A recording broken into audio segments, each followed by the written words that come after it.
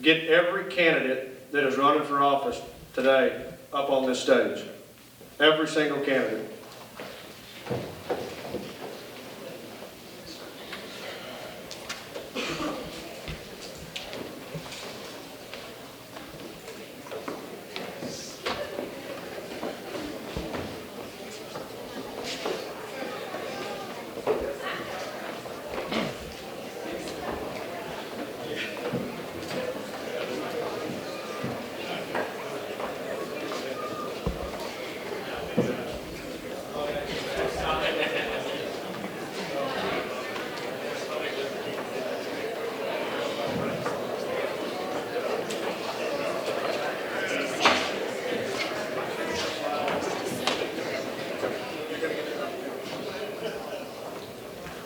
Guys, if y'all can pile in, just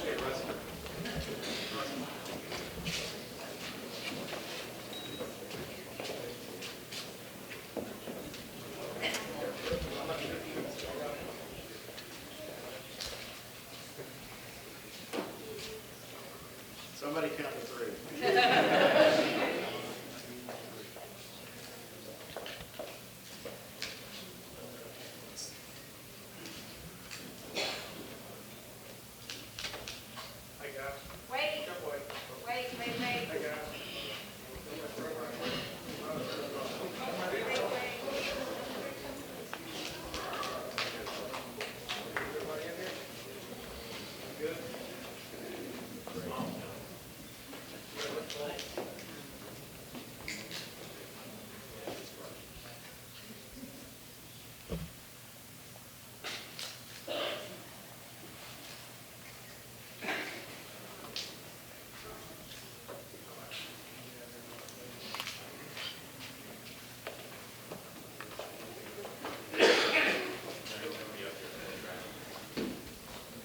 closely. They all want to be good servants in Montgomery County. We are so blessed to live in a county where so many want to serve. As always, the TPC asks you to do your own homework on your candidates and to not give your vote to a stranger. Just do your own homework and go vote. Remember, we are doing a live broadcast tonight, so please be silent with your phones and listen. All the questions have come from the Woodlands Chamber, the Conroe Chamber of Commerce, the Courier, and some from the Lone Star Radio via the internet. I again want to thank you. My name is Dwayne Ham, and I'm Executive Chair of the TCTPC.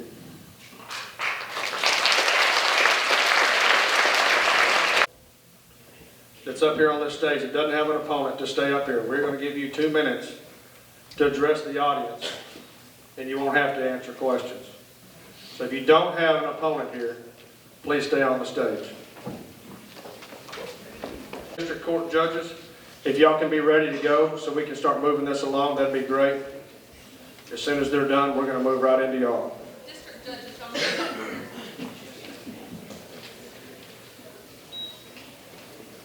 Mark Keogh, and I am the representative for House District 15. And I'm pleased to tell you and thank you that I have no opponent, that we have gone into this race uncontested. Very exciting, as has Will Metcalf, also Brandon, also Cecil, and also Senator Nichols. So we have a solid group of legislators and senators that are going to be going back to Austin. It's been very exciting. It's the greatest honor of my life to be able to serve you. I know that I have a number of constituents here, but remember, you are all my constituents because we vote on every bill that affects everybody in the state of Texas.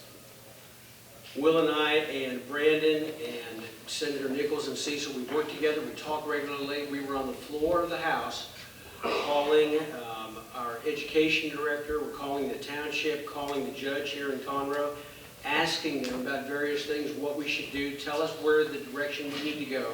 It was very exciting to see what happened. We got some great legislation done, and we are very, very excited that you have entrusted us to go back and do it again. Thank you all very much. God bless you all. God bless the great state of Texas.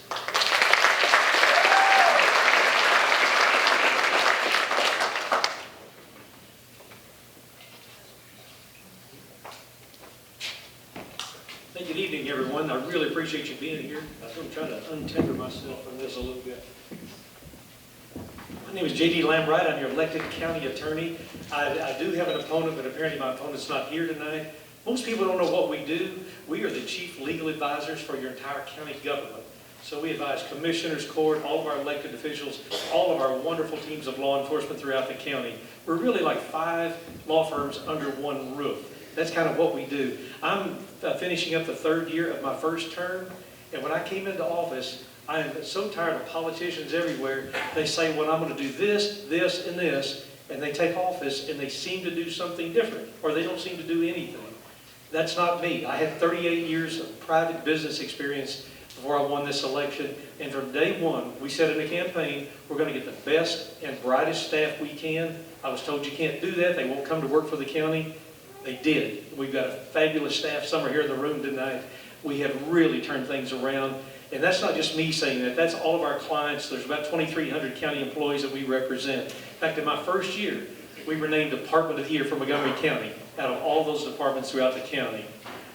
As we moved into the 2nd year, and then just most recently, I was so honored and so proud. I was named Boss of the Year for 2014 and 2015. That's a testament to the kind of things we're doing in the office. What I do is get the best, the brightest, set the tone, set the expectations very high, and my staff know that. We expect a lot, but we have delivered. I said we're going to do the best performance on time and meet our client demands. And our clients tell me weekly we have done that. So I look forward to serving. I would appreciate your support and your vote in this coming year. I've enjoyed what I'm doing. I love what I'm doing. We want to keep that up. So thank each and every one of you for coming tonight. We appreciate that.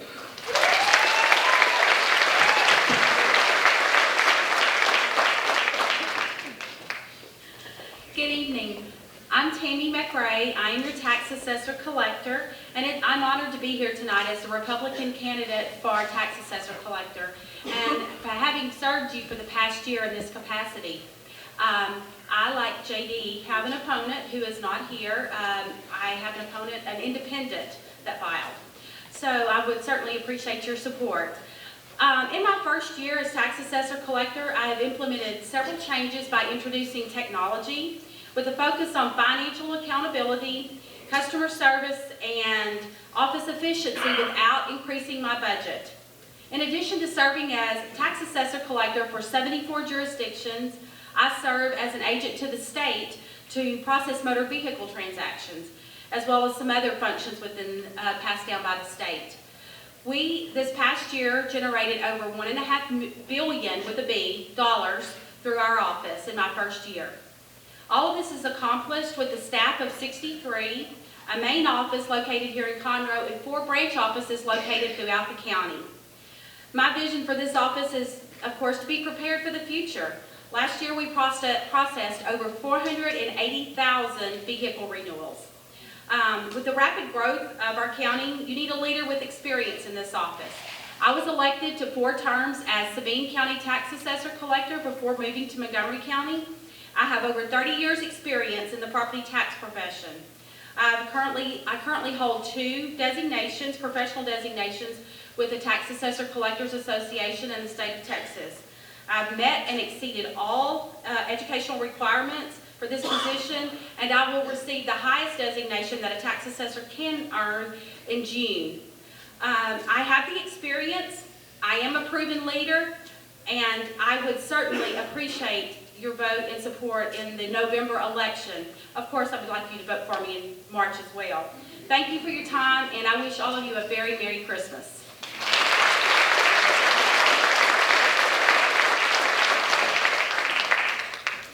Good evening. My name is Justice Michael Massengale, and I am your constitutional conservative candidate for the Texas Supreme Court, place number 3.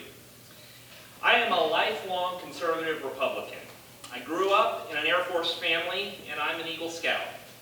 My wife, Lindsay, and I are proud Christians. We're active in the Houston Catholic community. I was a Republican Party precinct chair in Harris County, and I was the Houston president of the Federalist Society, which is the preeminent organization in the nation for conservative lawyers. That's how I met my friend Ted Cruz. When Ted came back to Texas to run the Solicitor General's office, he offered me a job to come work with him, and it was very tempting, but I was close to making partner in my law firm, and after a lot of prayer, I decided to defer the call to public service.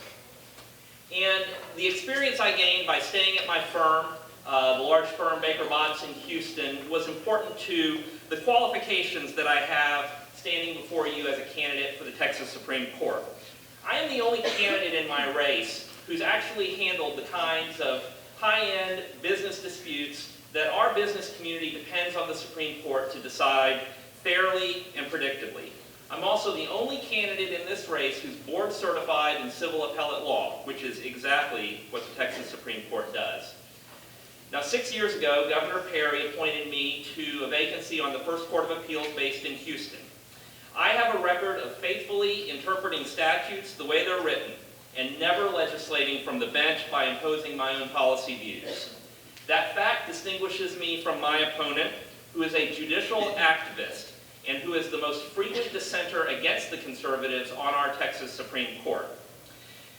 That is also why I have a long list of endorsers from the business community and the grassroots conservatives in Texas. I'm endorsed by Texans for Lawsuit Reform PAC, Texans for Fiscal Responsibility, and the Texas Medical Association PAC, all because of my opponent's record of hostility to tort reform. I'm also supported by grassroots leaders who are leading the charge to promote Christian values in Texas. In the case involving same-sex marriage in the Texas Supreme Court, one of the most important issues facing our courts in decades, my opponent was the only judge on the court who refused to participate in the case, and she refuses to explain why to the voters. That's why I'm endorsed by Texas Right to Life, over a dozen state legislators, Tea Party leaders from all over Texas.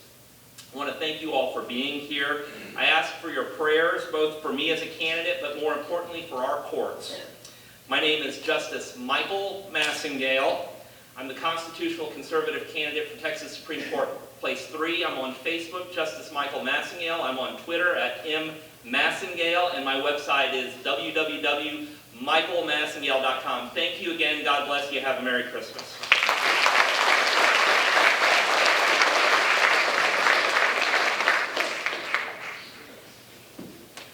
Good evening, how you doing? Can y'all hear me okay? Thumbs up, thumbs down, we're good, okay. My name is J. Mac Sanders. I'm running for Montgomery County Commissioner Precinct 3. You can call me J. Mac.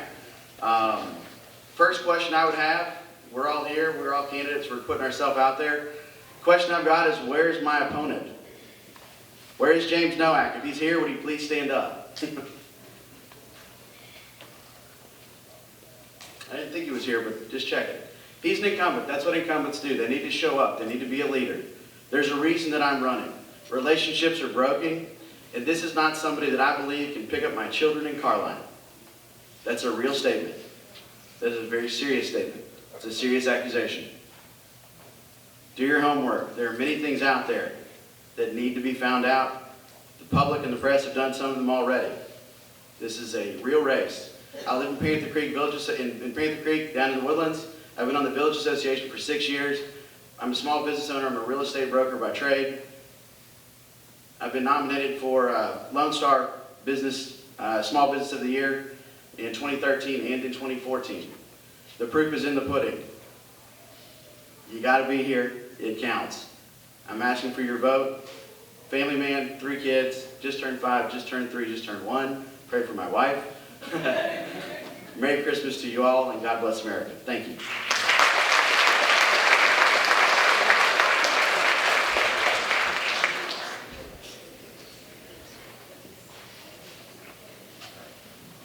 Senator Creighton, would you like to come up and say a few words?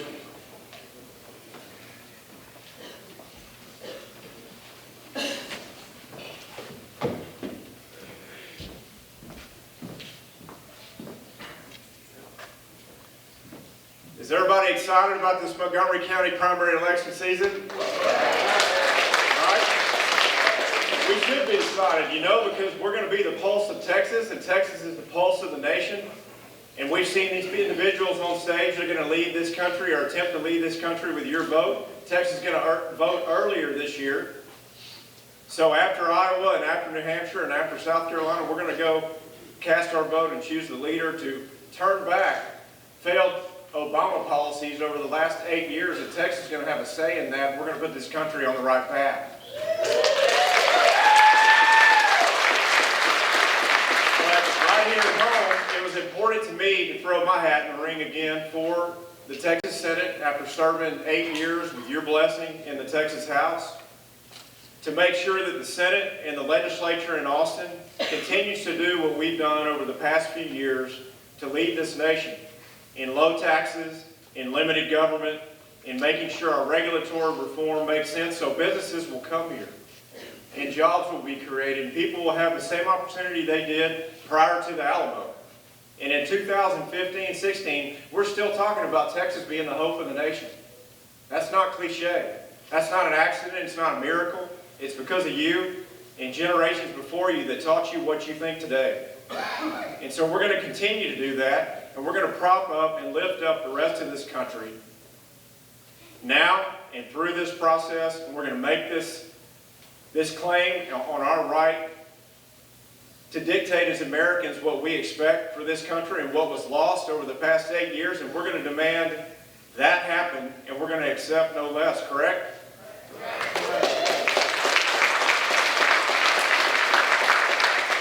So in the Texas Senate, we put forward an incredible border security plan that all the other border states and the rest of the country are talking about. We've heard a lot of rhetoric about the border, but we put $800 million forward with Apache helicopters, game warden boats on the river that are going to be manned with heavy artillery, and a new DPS operations center at Weslaco, and a plan, because these cartels, they mean business.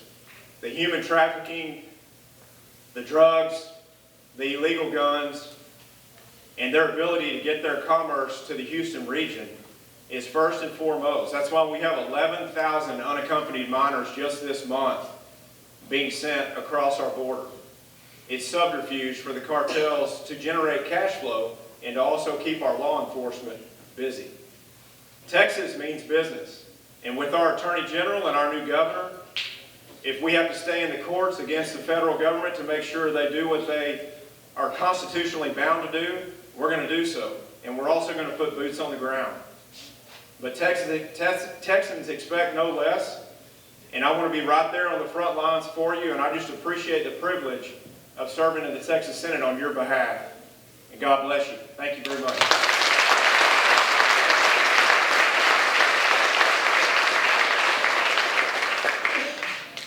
All right, y'all about ready to get started? Brewer, are you here? Brewer. I think they're needing you backstage. I'm going to lay this out for y'all just a little bit, how it's going to work. Andy Dubois is going to be our moderator tonight with the Conroe Curry, if you come on up. You're going to get 1 minute intro. You're going to get to answer the question. You'll get 1 minute there. If you mention another candidate's name in the process of your answering your question, whoever you name is going to get 30 seconds to rebuttal. I think that's the fairest thing we can do. So we're trying to keep this fair. We want this as fair and balanced as we can get it, not to use the Fox News analogy, but it works pretty good. So I don't have any idea what the questions are. These have been generated, and I don't have any idea what they are, but I want every candidate to be able to be heard out here today. And so that's our goal. There's no gotcha questions. This is about being fair and y'all listening and finding out who you want to vote for. So we may do a round 2 of this, maybe in March, but for right now, this is what we have. As the candidates come up, what we're going to ask is that y'all exit out of the side of the building and come back around to the back for expediency so we can continue on. So without further ado, let's get started. Thanks everybody again for being here.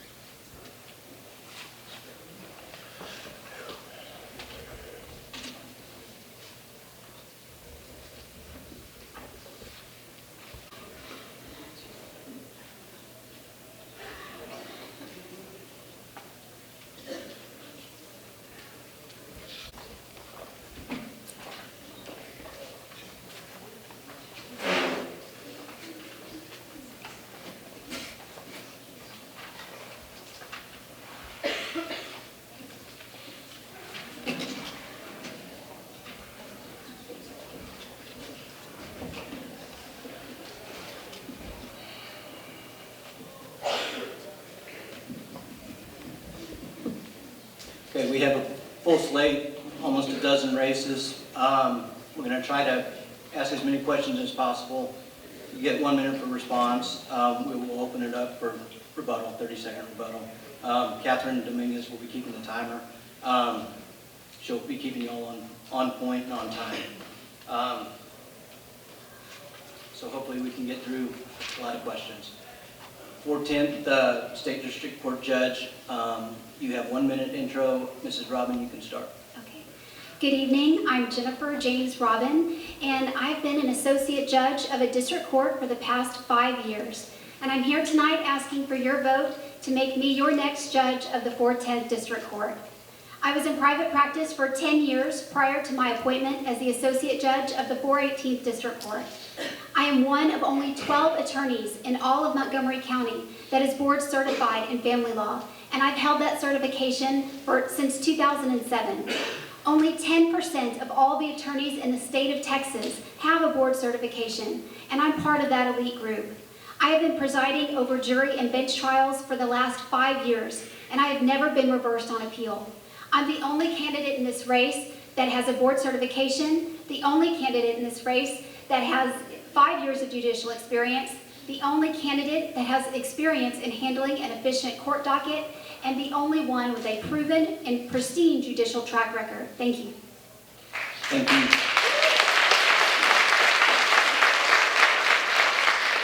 Mr. Meyer. Good evening, ladies and gentlemen, and thank you for the opportunity to be able to speak to you this evening. My name is Chuck Meyer, and I also am seeking your vote for the 410th Judicial District Court. I come from a different background than my opponents. I'm an assistant district attorney in Hardin County on a part-time basis, and I'm also a technology lawyer and a small business counselor in the South County. My resume includes a stint with a large international law firm, where I was a bankruptcy associate as well as a patent attorney. I also was the chief legal officer of Research in Motion. You probably know it by the name BlackBerry. I also went from the legal side of BlackBerry to be the business head of BlackBerry Europe. So I come to the bench with not only legal expertise, but business expertise. My interest in this bench is to help Judge Wood out with the massive civil docket that we have here in this county. We have 4 judges at the county level. Oh, man, that was quick. Thank you for your time. Thank you. Ms. Bays. Thank you. We have a backlog of cases, an overcrowded jail, and we're spending way too much money on it.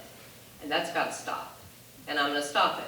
My name is Kristen Bays, and that's why I'm running for judge of the 410th District Court. I intend to use my 22 years of experience, education, skill, knowledge, know-how, and work ethic to take care of the problem of backlog that's breaking the taxpayers' backs. The 410th District Court is designed to be a court for we the people of Montgomery County. It's multi-jurisdictional and it handles all types of cases, family, civil, and criminal. You need a judge who can get in there and get the job done and handle that docket effectively, efficiently, and economically. And economically means taking care of those cases. Did you know that we have 700 people sitting over at the Montgomery County Jail at a cost of $35,000 a day waiting for their cases to go to trial? That's got to stop.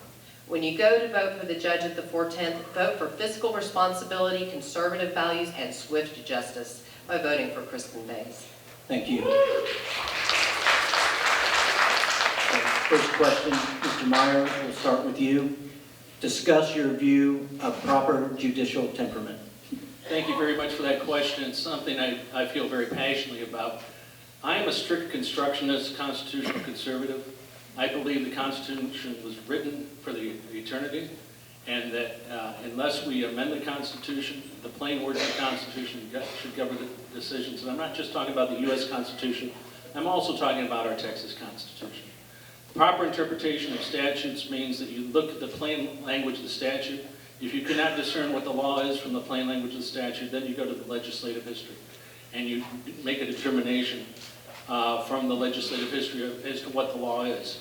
I am not an activist judge. I'm not someone who will substitute my own judgment for what the law should be for what the law is. I will adhere to strict canons of statutory interpretation, which mainly means that I will be diligent in ascertaining and having the discernment to know what our Constitution of the United States and of the great state of Texas guides us to do when interpreting statutes. Thank you. Ms. Bays?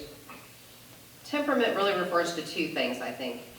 One is how you treat people in your courtroom, and that will always be with respect, with dignity, with warmth.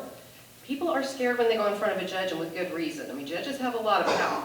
They can take away your property, your kids, your home, your life. It's never going to be a not scary experience, but it's important for a judge to let people know that their fears shouldn't be a reason for them not to speak. They have a right to be heard, and they need to know that they've got a judge who will hear them, and that's me.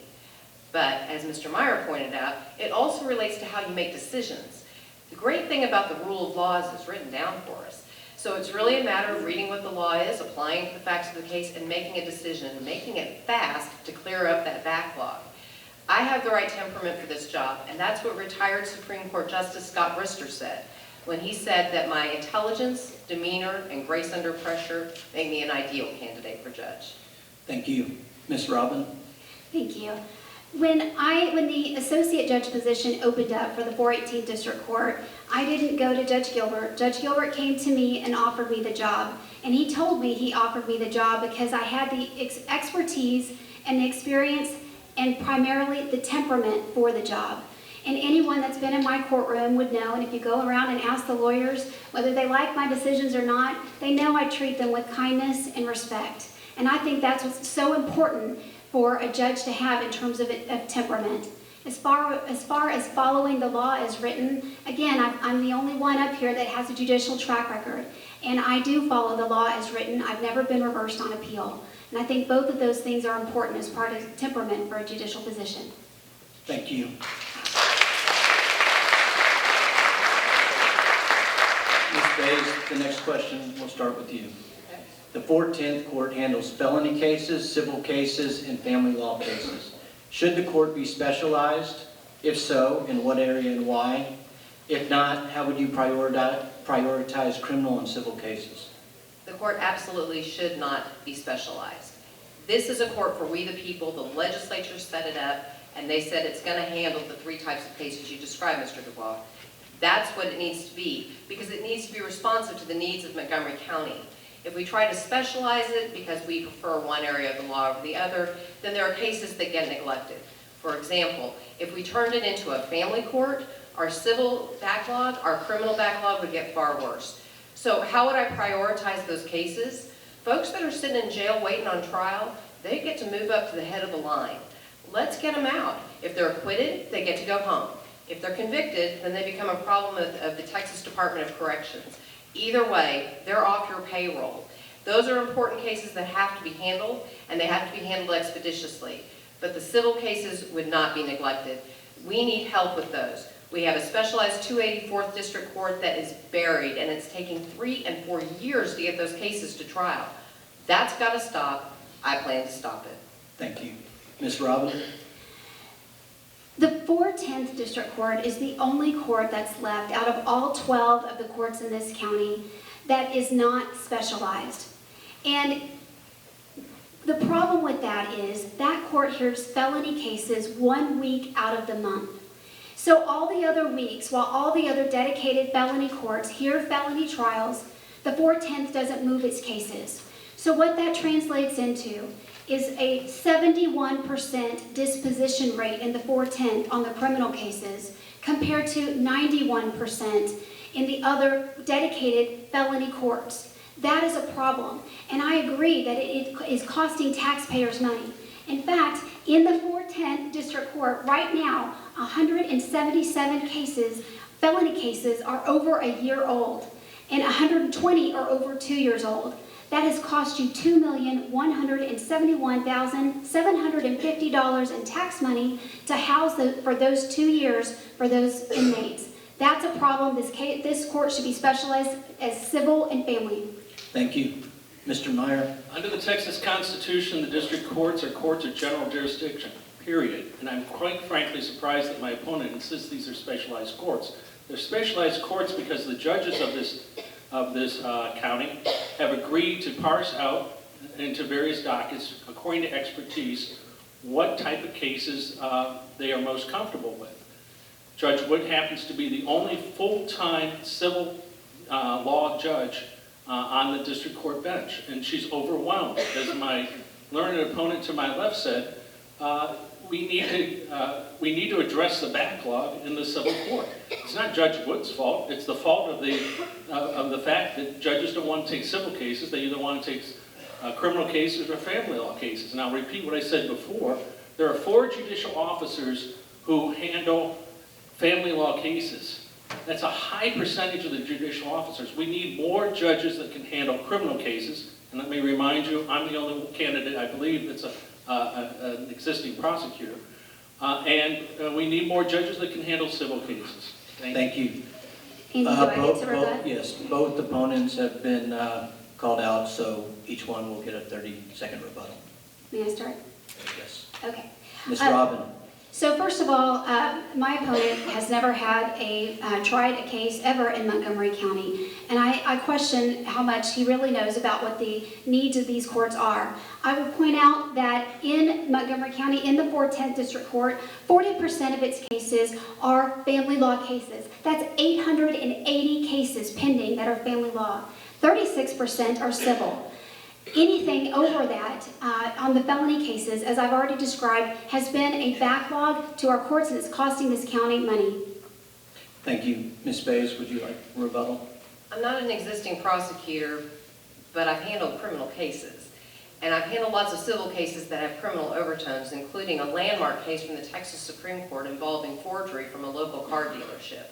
I understand the nature of handling criminal cases, and I can tell you that Justice Scalia actually had exactly 0 criminal experience when he decided to become and was appointed to become a Supreme Court justice, and I think he's doing okay.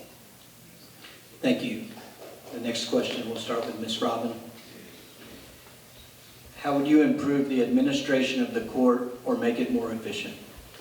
So I chose to run for this court because there were problems, there were policies and procedures in this court that were causing it to have inefficiencies and causing taxpayers money. Some of the things that I would do, first of all, I would have a docket every single day, a full docket every single day, and I would work full work days. Secondly, I believe that by making it a specialized civil and family court, that we can move these criminal cases faster and get these criminals, keep them from sitting in jail for 2 years. And so that's some of the ways that I would move things. In addition, one of the things that the 410th won't do right now, the 410th won't take any of the reopened family law cases. And what I mean by that, and you probably have had this before or seen it from one of your friends, but in family law, cases reopen when there's a modification. So when the court specialized in 2012, all of the other 9 courts, all of their reopened cases are going to the 4th to 18th and the CCL3. And with me, I would actually take my portion of the family law cases that are reopened by all the other 9 courts. Thank you. Mr. Meyer? Could you repeat the question, please? Yes. How would you improve the administration of the court or make it more efficient? There are several ways. One, greater implementation of technology. 2, I was surprised to find out when I was at a member of the Citizens Academy of the Montgomery County Sheriff's Office that only one of the district judges uses regularly the video conferencing system between the jail and the district court. And what using the video conference system can do for you is cut down on the cost of transporting criminals or criminal defendants, I should say, from the jail, and you can actually have hearings via the video conference link. I've spent a lot of time talking to some of the existing judges and paying attention to the docket figures and understanding what they mean is a very important part of efficiency. I'd like to point out that I have a master's in operations research, which is the mathematics of efficiency, and I was an engineer at the Pentagon where efficiency was very important. That was my first career as an engineer. Thank you. Ms. Bays? 1 minute really isn't long enough to give you my very detailed list of all the things that I would do with this court. I'll be around after. If you're interested to hear all the details, I would be happy to answer any questions. So let me give you the broad brush answer. Number one, come to work. Come to work and work a full day, every day. Be there, be present, be involved, and work hard. Number two, set deadlines for the court and stick to them. The constant resets of criminal cases, the constant continuances in civil cases bogs us down. Courts can set deadlines, but if they don't enforce them, the attorneys know the deadlines are meaningless. That's got to change. And number three, take care of the cases as the needs of the cases are. What I mean by that is, if there are cases that need to move to the front of the line, move them. Get them going. If we have cases where we can have 2 trials in a week, let's have 2 trials in a week. Let's make this court work for you. Thank you. Next question, Mr. Meyer. What is your view on plea bargains, and when should they or should they not be accepted?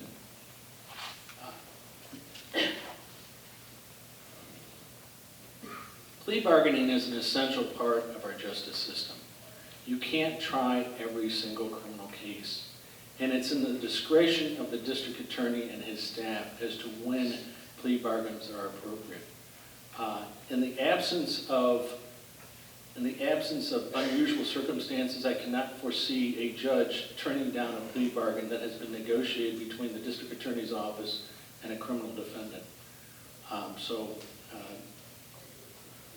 Only if the criminal defendant is in a position of not knowingly accepting the plea bargain, or if there are other factors that seem to indicate that the plea bargain was not in accordance with the law, that would be the only circumstances that I could see in which a plea bargain should be taken down. Thank you.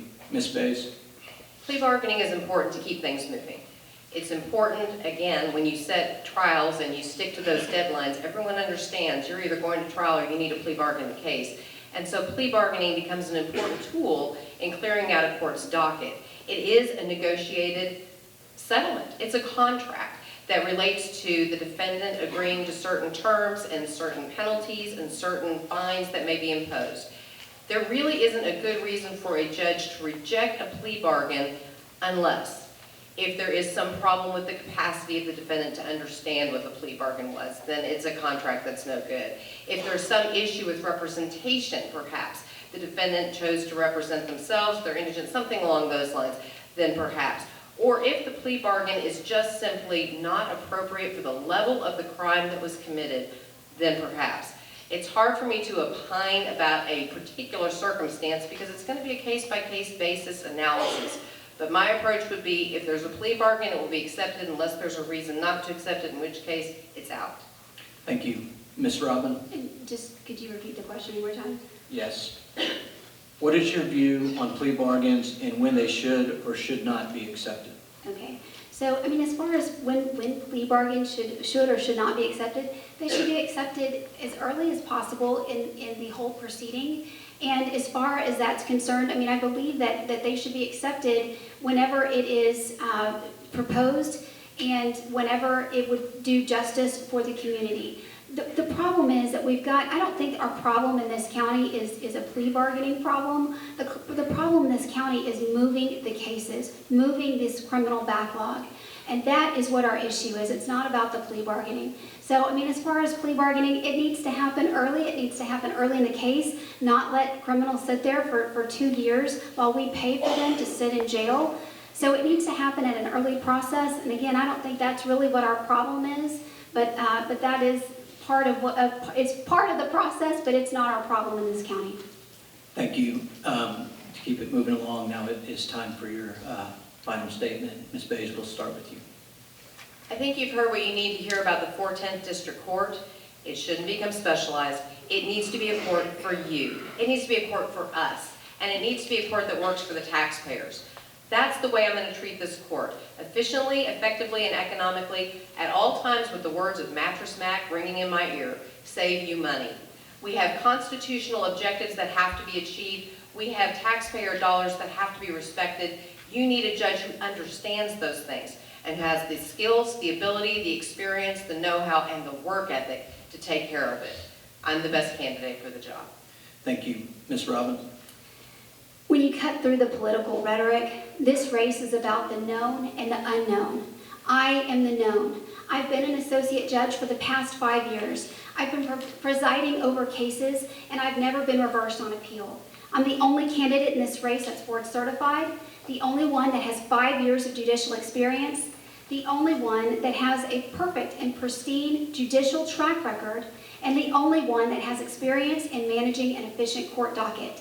You know what you're going to get with me. Thank you. Thank you. Mr. Meyer? I'd like to point out a little bit about my resume that I didn't get to in the introduction. I have a graduate degree from law from the University of Oxford, England. It involved a number of areas that included restitution, which is a concept relating to damages in civil matters. I also began, after I began my career at the Pentagon as an engineer, I became a patent examiner, which is a quasi-judicial position. It's one in which you examine the inventions of others and determine whether, under the law, they are entitled to a patent under the United States law. I have a variety of experiences in a variety of areas. I've been an engineer, I've been a businessman, I've been a patent examiner. But most importantly, I'm a husband of a wife who I dearly love of 32 years, and I have 3 wonderful children. That's the most important. That isn't a reason to vote for me, but that's the reason why I'm running in this race. Because I'm very concerned about the future of this county, not just in the political races, but in the judicial races as well. We need a civil bench in this county, and we need expertise in criminal law to handle the background log in order that the state and criminal defendants get a speedy and efficient trial. Thank you. Thank you. Thank you very much. Next, we'll do the 435th State District Court. Thank you so much. Intro, and then we will start with questions. Ms. McGinnis, you go first. Thank you. Hi, I know many of you. For those that don't know me, my name is Patty McGinnis, and I'm running to be your judge of the 435th District Court. I am uniquely qualified for this position, and I truly want to serve you. I have served as an assistant district attorney here in the county. I've also served as a municipal court judge and a lawyer handling both civil and criminal cases. I am the only candidate in this race that has held all 3 positions in a court of law. That's given me an angle or vantage point in the courtroom that no one up here else has. My message is simple: correct, protect, respect, and fix the 435th District Court. Thank you.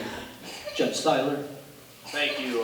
My name is Mike Seiler, and I'm proud to be your judge of the 435th District Court.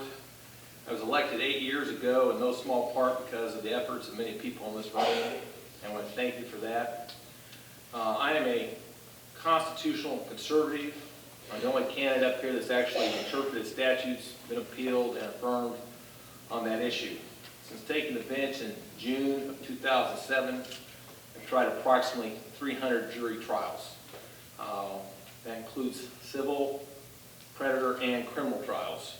I have been affirmed by almost 98% of the time by the courts of appeals, the Court of Criminal Appeals, the Texas Supreme Court, and the United States Supreme Court. From day one, I've heard all types of cases.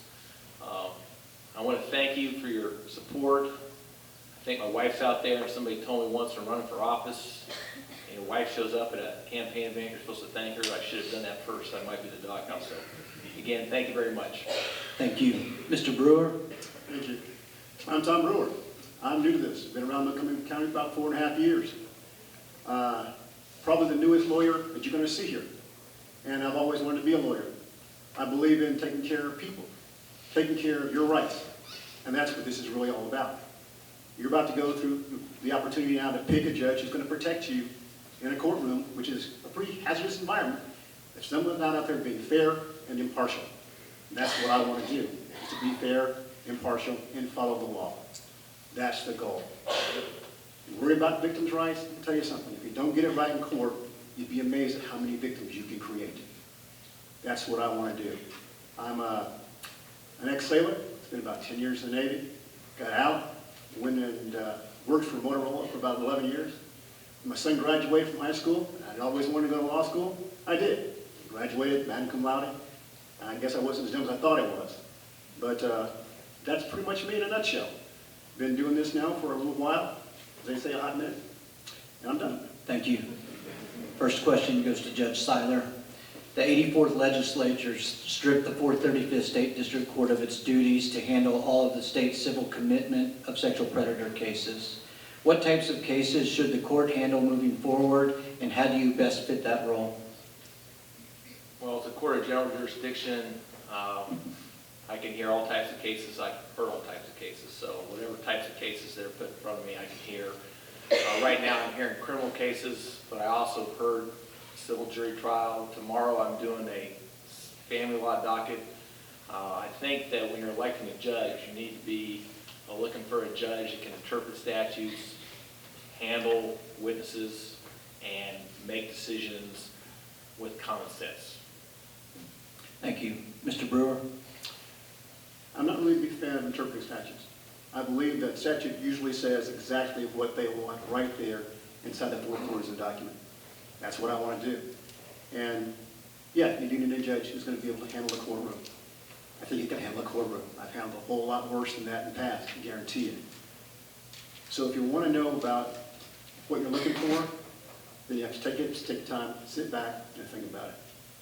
Thank you. Ms. McGinnis? Yes, sir. When the legislature stripped the court of its duties, that was costly to the taxpayers of Montgomery County. Based on that action and conduct from the court, Montgomery County this past year has had to absorb a loss of $160,000 loss in revenue from the state of Texas. And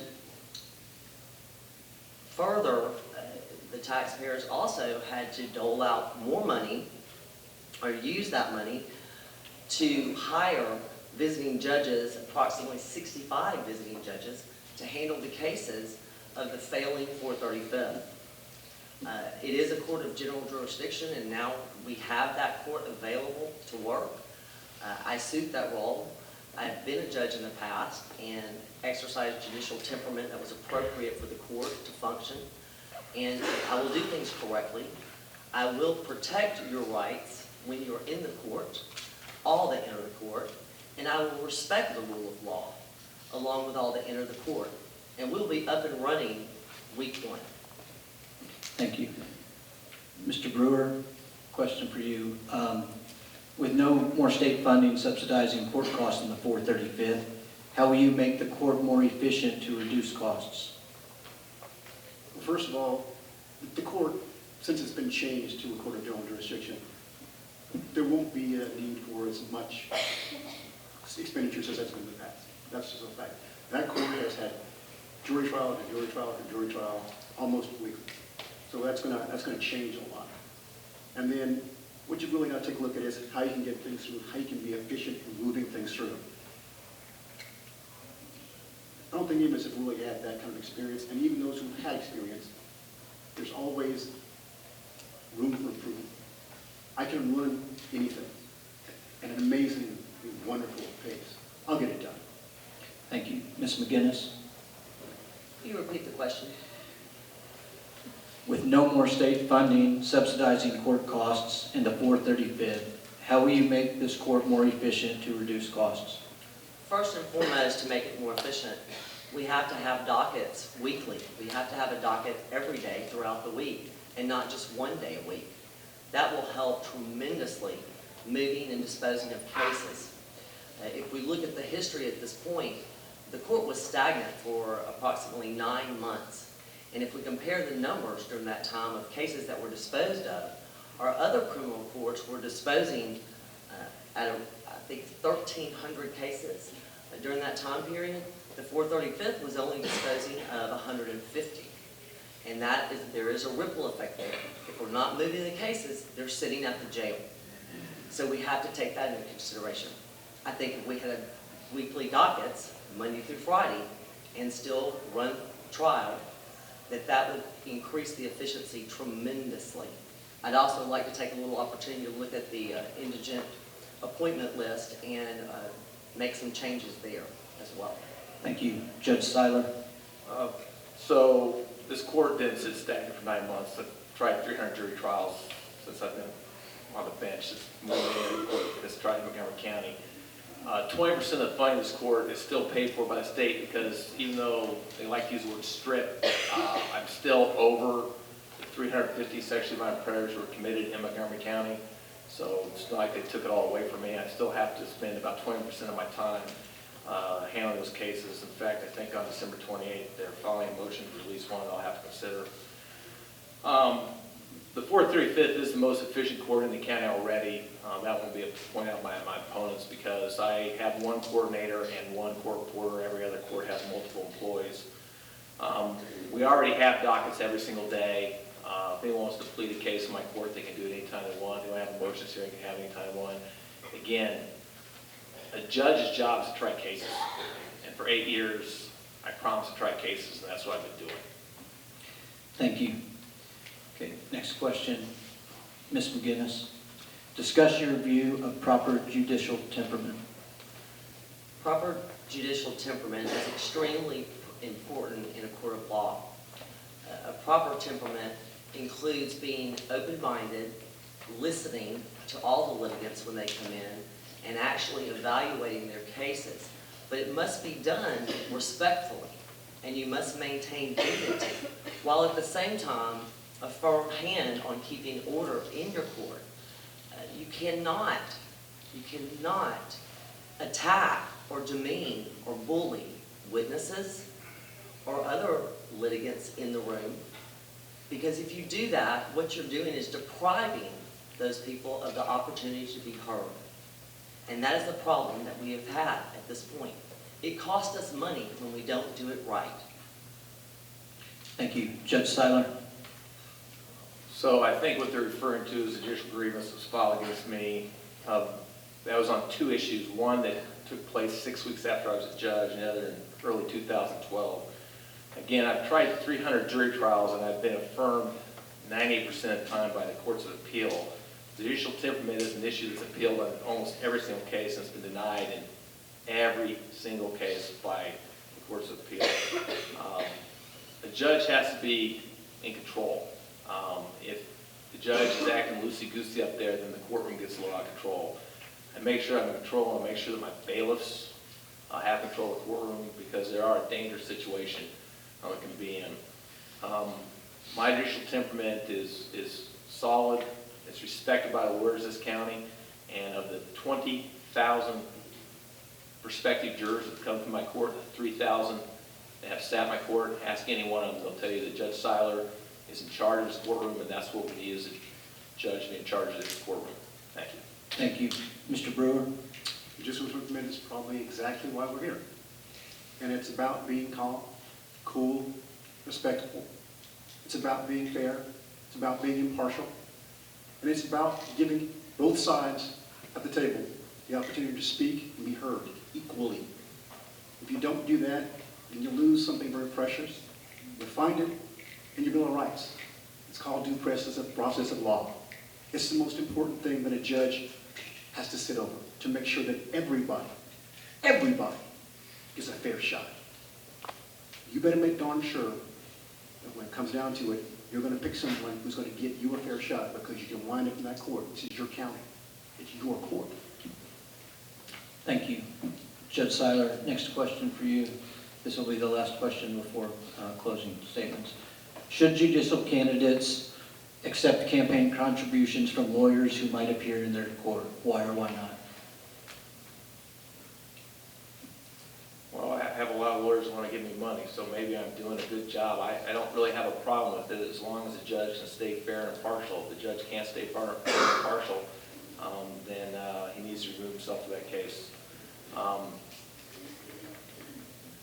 mean, Texas has a very unique system where judges have to get elected, and that takes money. We have to campaign, and sometimes we have to discuss things that are not properly put out by other candidates, and to refute that, it's going to take some money. So I have no problem with judges getting money from lawyers that appear in the court, as long as it's properly disclosed to both parties. It's okay. Thank you. Mr. Brewer? Well, I'm not going to take any money from anybody. I don't have a lot of money. It's going to be a really small campaign. But the bottom line is, if people want to pick out somebody that they like, they have a good reason for liking them, Sure, go ahead, support your candidate. It's the United States. We got freedom of speech. Do it. Thank you. Ms. McGinnis. My preference would be that lawyers, that campaigns didn't cost money and you didn't need donations or contributions from lawyers, because there is an appearance there that doesn't really make you feel real warm and fuzzy. The job of the judge has to be to overlook the fact that someone has contributed to their campaign and follow the rule of law and certainly not show bias. So it is my preference that it didn't have to happen, but the reality is campaigns do cost money. Thank you. Closing statement. We'll start with you, Mr. Brewer. Well, pretty simply, you got 3 candidates up here. We're all good people. 2 of us are challenging because we think there's a problem. If you don't know what it is, shame on you. You need to find out. It's not a secret. Go find out. Take the time. Learn what you're voting about. This is your county. Talk about the next 4 years in Montgomery County. In a court of general jurisdiction, a place where you can wind up, your wife, your children, et cetera, et cetera, et cetera. You need to figure it out now. I'll do a good job for you. I've done a good job everywhere I've gone. There's no reason to stop. Thank you. Thank you. Ms. McGinnis. Judicial temperament is an issue in this race. And if you look at the history right now of the court and the judicial temperament, here's what it has cost us, the fact that judicial temperament has not been in existence in this court. It has cost us that now some of these predator cases are actually being heard by Democrat judges. It has also cost us the fact that I know at least 2 high-risk pedophiles have been released into the community. And that has put our children at risk. And it's all due to judicial temperament. The job comes with a set of rules, conduct rules. Therefore, based on that, I am committed to following those rules. I'm asking for your vote. And I'm asking you to allow me to do this, to be correct, to protect, and respect, and to fix the 435th, because it is broken. Thank you. Judge Seiler.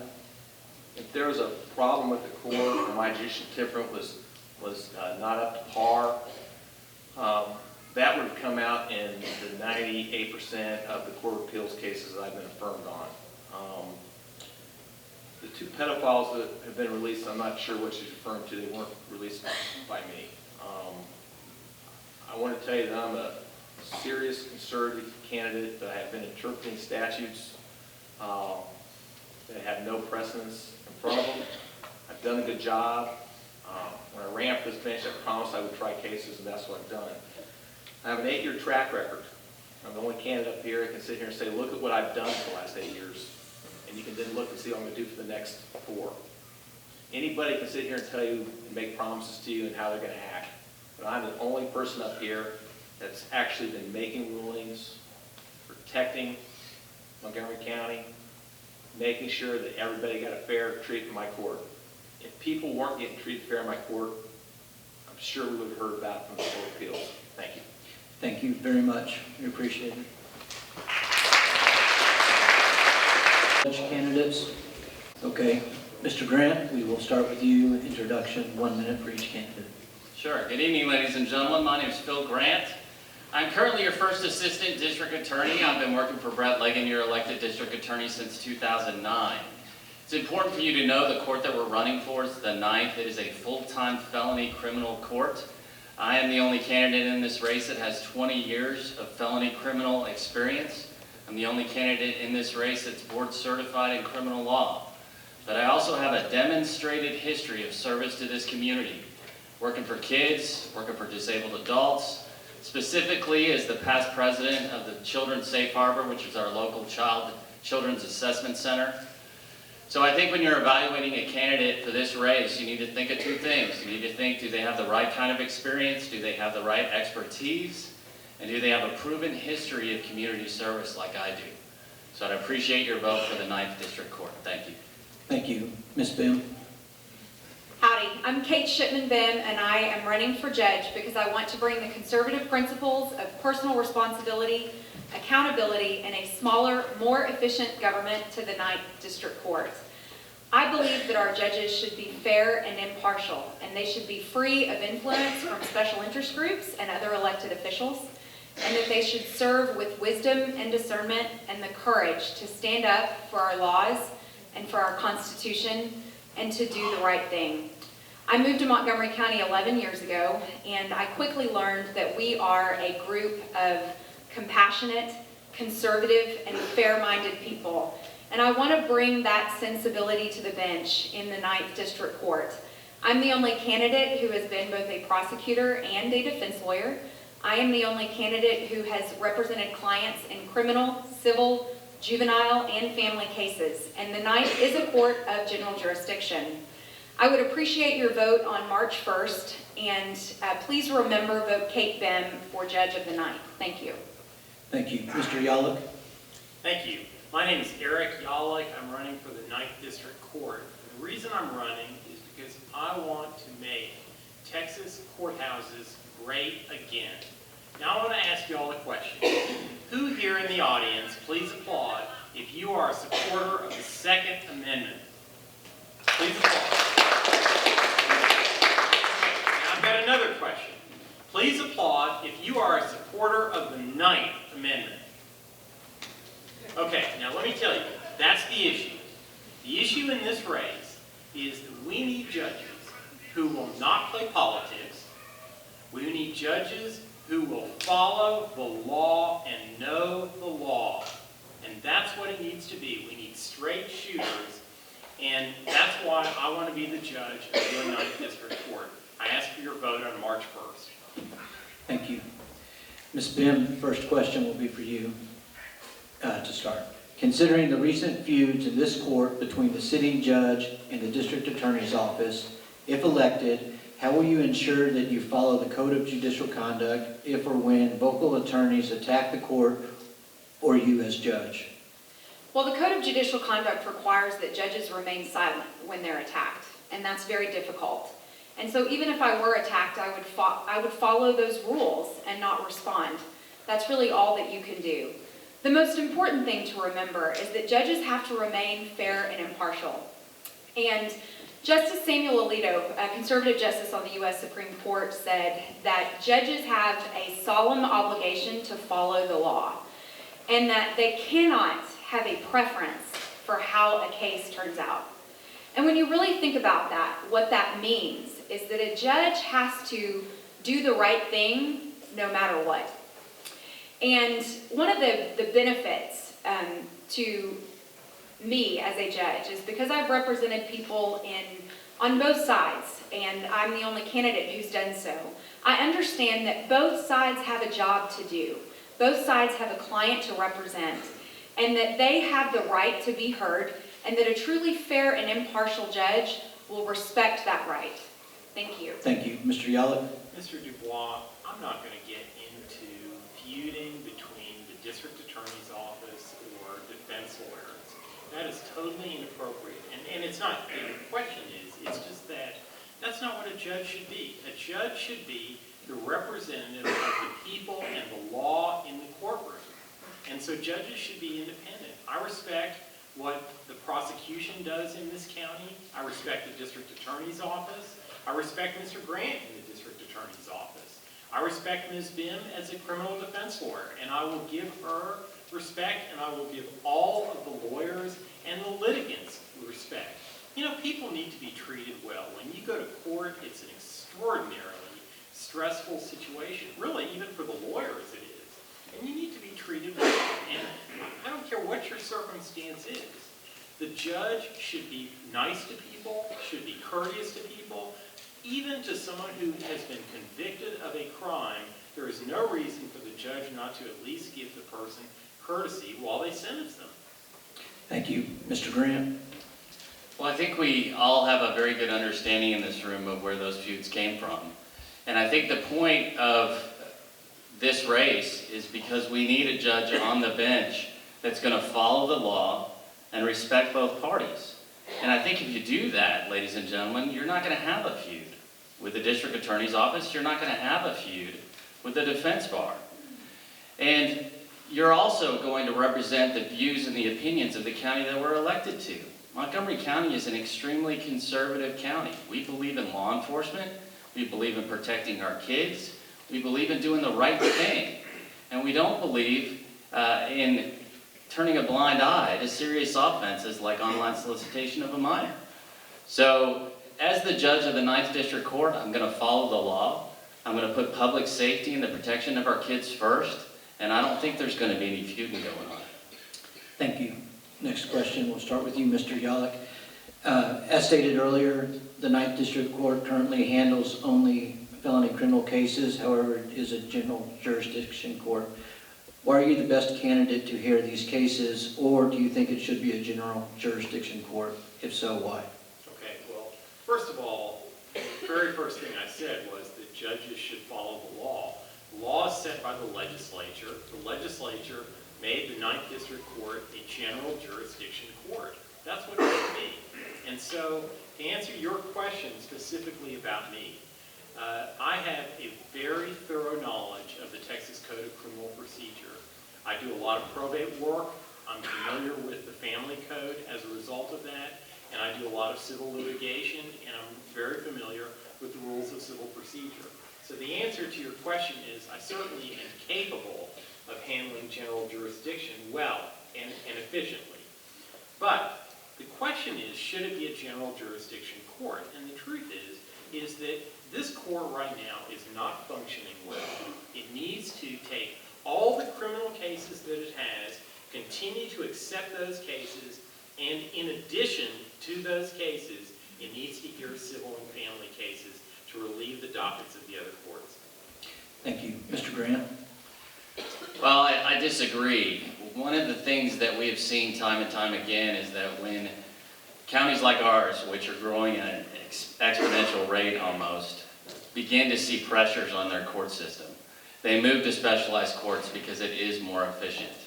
And this court, if it has the right judge at the helm, is going to be extremely efficient in handling their criminal cases. Currently, this court has the largest population of people in the county jail waiting for trial. This court needs to work full-time, and this court needs to get those people out of jail. Now, the fact of the matter is, I've done civil work. And the fact of the matter is, I have had a brief stint as a defense attorney. So, I can do all those things if I'm called upon to do so.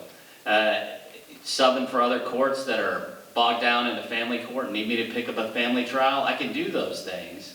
But I think the most efficient and effective thing for the citizens of Montgomery County to get that jail population down and protect the taxpayer from that immense cost is to leave it specialized. Thank you. Thank you. Ms. Boone? Studies show that specialized courts are the most efficient. And in my experience here in Montgomery County, our criminal courts work most efficiently when they are specialized. The law does provide that courts can apportion cases amongst themselves as they see fit, and that's what's happened here.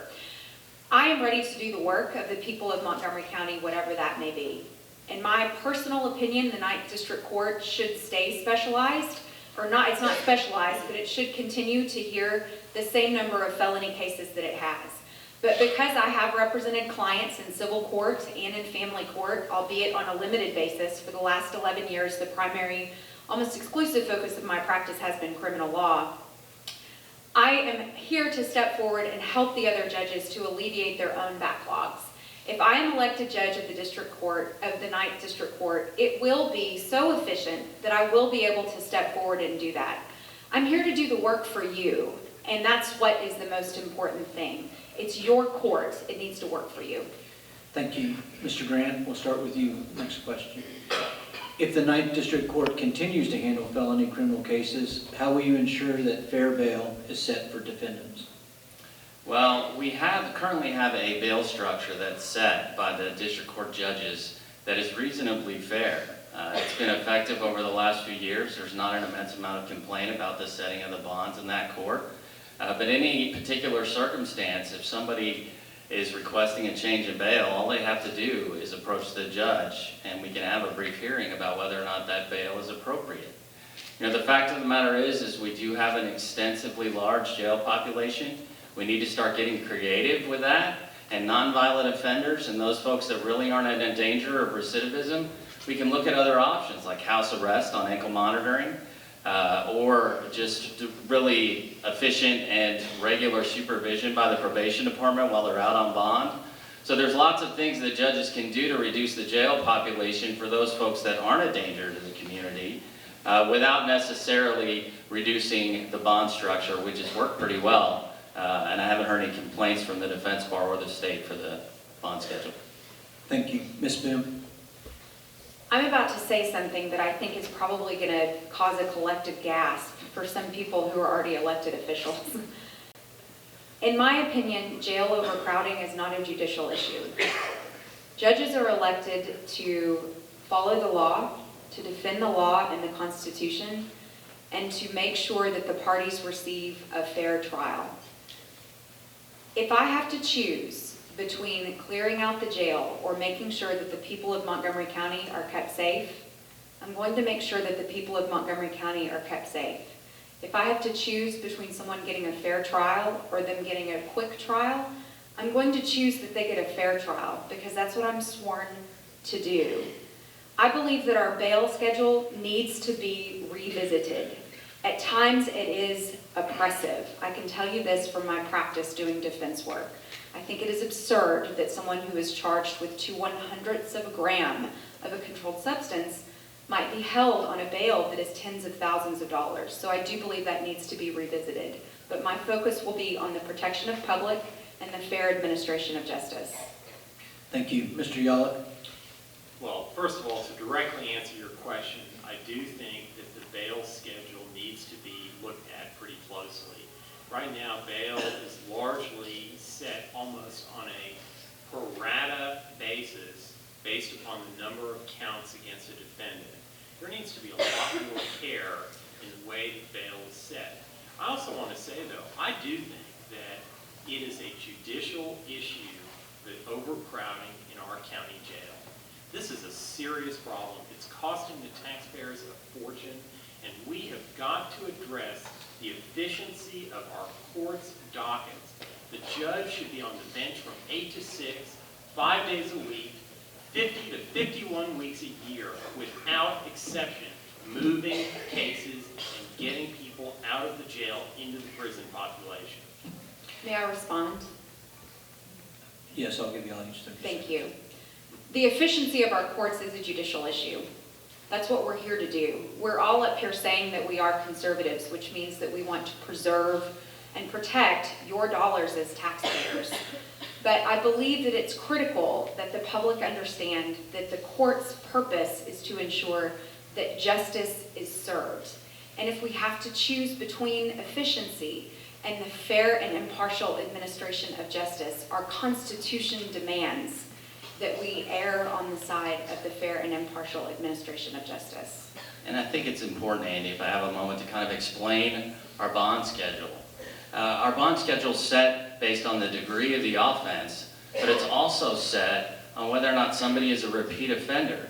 So only those cases where somebody may have a small amount of methamphetamines or cocaine that are going to have a high bond, it's going to be because of their extensive criminal history and their proven threat to this community. So I disagree with the thought that just because somebody has a low-level amount of methamphetamine that you don't necessarily need a high bond. You need a high bond if they've shown continually that they're a danger to this community. Thank you. Mr. Yalek, would you like 30 seconds? No, I'm talking enough. Okay. Since everyone has addressed jail overcrowding, Ms. Bim, we'll start with you. How can you make the court more efficient and dispose of cases more quickly? First and foremost, show up to work. I think one of the things about being a small business owner is you understand if you ain't working, you ain't eating, right? So I'm used to working long hours and I'm used to working until the work is done. And I'm committed to doing that for the people of Montgomery County. I also believe that we should have daily dockets. And one thing we can do to improve efficiency and help drive down costs in the Montgomery County Jail is to limit the number of times that inmates need to be transported to court, because that is an expensive, time-consuming proposition. I will also try as many cases as I possibly can. We do have courts that are working efficiently in Montgomery County, and I will learn from those courts. I realize that I'm an intelligent individual, but I know I'm not the most intelligent individual, and I'm certainly willing to learn from the experience of others. And so that's one of the first things that I'll do is I'll sit down with my colleagues and say, man, you sure are doing a great job. Teach me how you're doing what you're doing. And I will also bring to the table what I've learned through my extensive practice in the criminal courts. Thank you. Mr. Yalek? Well, the first thing that needs to happen with the 9th District Court, as I said, is the judge needs to be there. Now, the judge needs to be there from 8 to 6. He or she needs to have a motion docket from 8 to 9 in the morning every day. He needs to have a motion docket every day from 12 to 1. And he needs to have a motion docket from 5 to 6. And he needs to conduct jury trials in the morning and in the afternoon, 5 days a week, and move the docket forward. Now, there's something else that they need to do, the judge needs to do. And I used to see this in, I think it was the 125th, it may have been the 129th. There was this judge, and he was the scariest judge you could ever go in front of, because he read every single file and knew the files better than the lawyers did. He was a great judge, and he moved things along, and he moved them so well that he's now the governor of Texas. Thank you. Mr. Grant? One of the benefits that I bring to this race is I've practiced in a lot of different counties. I've had the opportunity to practice in a large county like Harris County, where it's really a machine. I mean, they handle tens of thousands of cases go through that courthouse. I've handled cases in small counties, and I've handled cases now in medium counties like Montgomery County.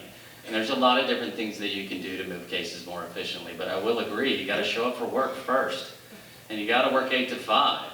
And we need to have dockets every day. And one of the things I did when I decided to run for this bench was I sat down with the defense bar and I got their ideas and I talked to them about it. Yes, the first assistant district attorney sat down with the defense bar and said, give me your good ideas, guys. And they said, we want you to prioritize which cases are on dockets. We want state jail felonies and third-degree nonviolent cases on one docket, and murders and sexual assaults of children and those other type of serious cases that are complicated and take a longer time to work out on different dockets. And that's a great idea. State jail felony drug cases work out very quickly. So we're going to prioritize the type of cases, we're going to categorize them and put them on similar dockets, and we're going to work hard every day. Thank you. Closing statement. Mr. Yalek, we'll start with you. Thank you.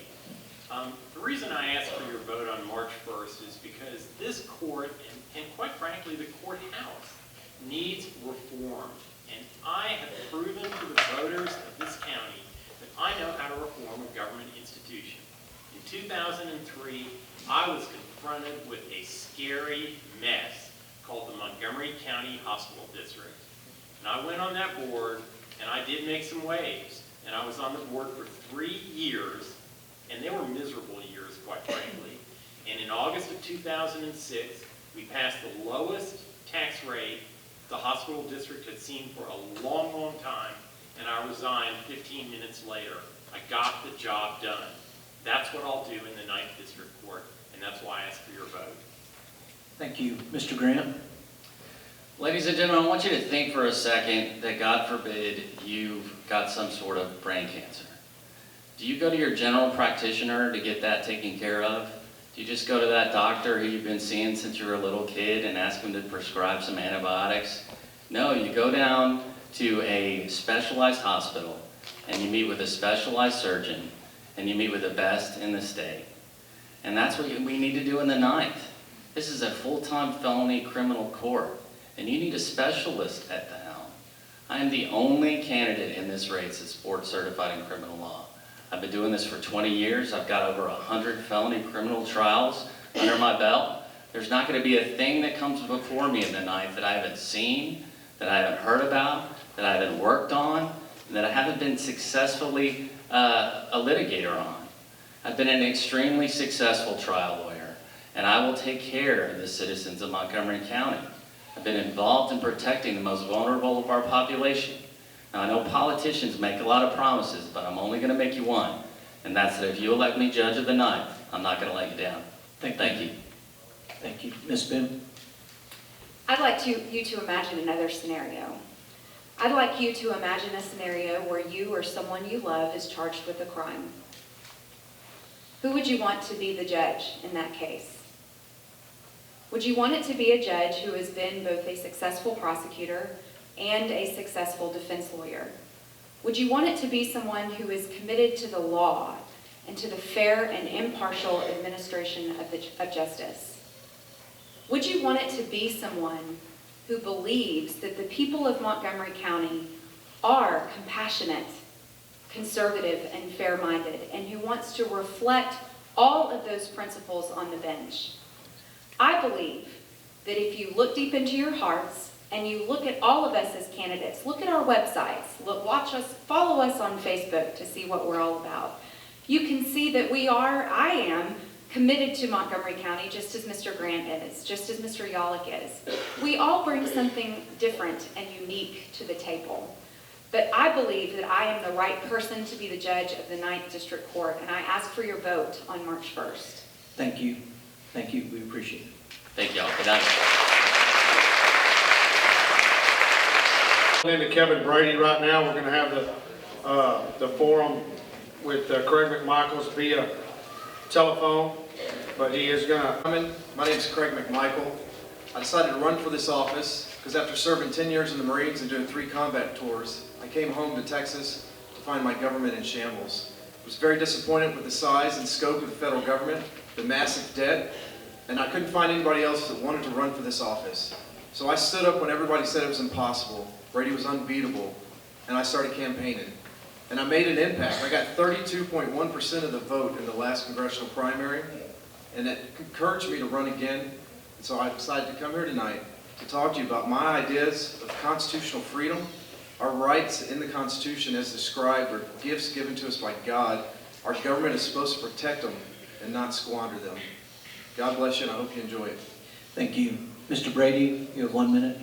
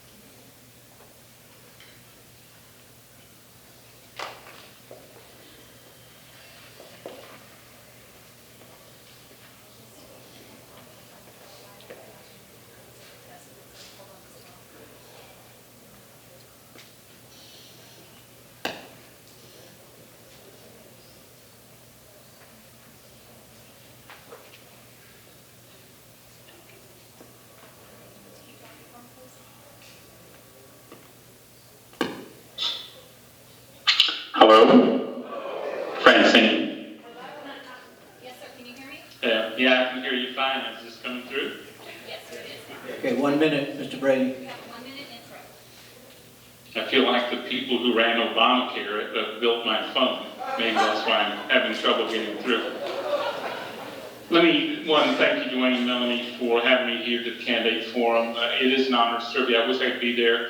As you know, a month ago, I was selected to lead the Ways and Means Committee. Tomorrow, the House is going to approve my legislation to make permanent more than $500 billion in tax cuts for our families, the first real laws to rein in the IRS, and the first anti-fraud provision, $7 billion worth of savings, to try to get the waste, fraud, and abuse out of some of our tax provisions. You know me. I'm a pro-family, pro-small business conservative who's not afraid to take the tough votes to turn our country around, even if it's unpopular. I have a 95% lifetime conservative voting record, a 100% pro-life voting record, endorsed by the NRA, And as you know, I will support over and over and over again our troops, our military, and our veterans. I never moved to Washington. I live in Montgomery County, continue. Thank you. Mr. Brady, the first question is to you. You have 1 minute. Polls show most voters don't think government works. What would you do to fix the underlying structures and systems that seem to be broken? Francine, help me with that, please. The question? Polls show most voters don't think government works. What would you do to fix the underlying structures and systems that seem to be broken? The answer lies in the Constitution. Our founding fathers envisioned a House of Representatives who would pass their best ideas, in my case, conservative ideas, a Senate that would pass its best ideas, and you would work to try to find common ground. That's what's missing today. For too many years under this president, the Senate blocked every piece of legislation the House produced, whether it was to balance the budget, rein in the EPA, stop the president's executive orders. And my frustration is that, we have the House, we have the Senate, yet all those bills are still bottled up in the Senate. I still believe the Constitution works, and I'm hopeful that here over the next week, the House and Senate and President, I hope, will sign these tax cuts and these measures to rein in the IRS. The Constitution works if members of Congress will listen and follow it.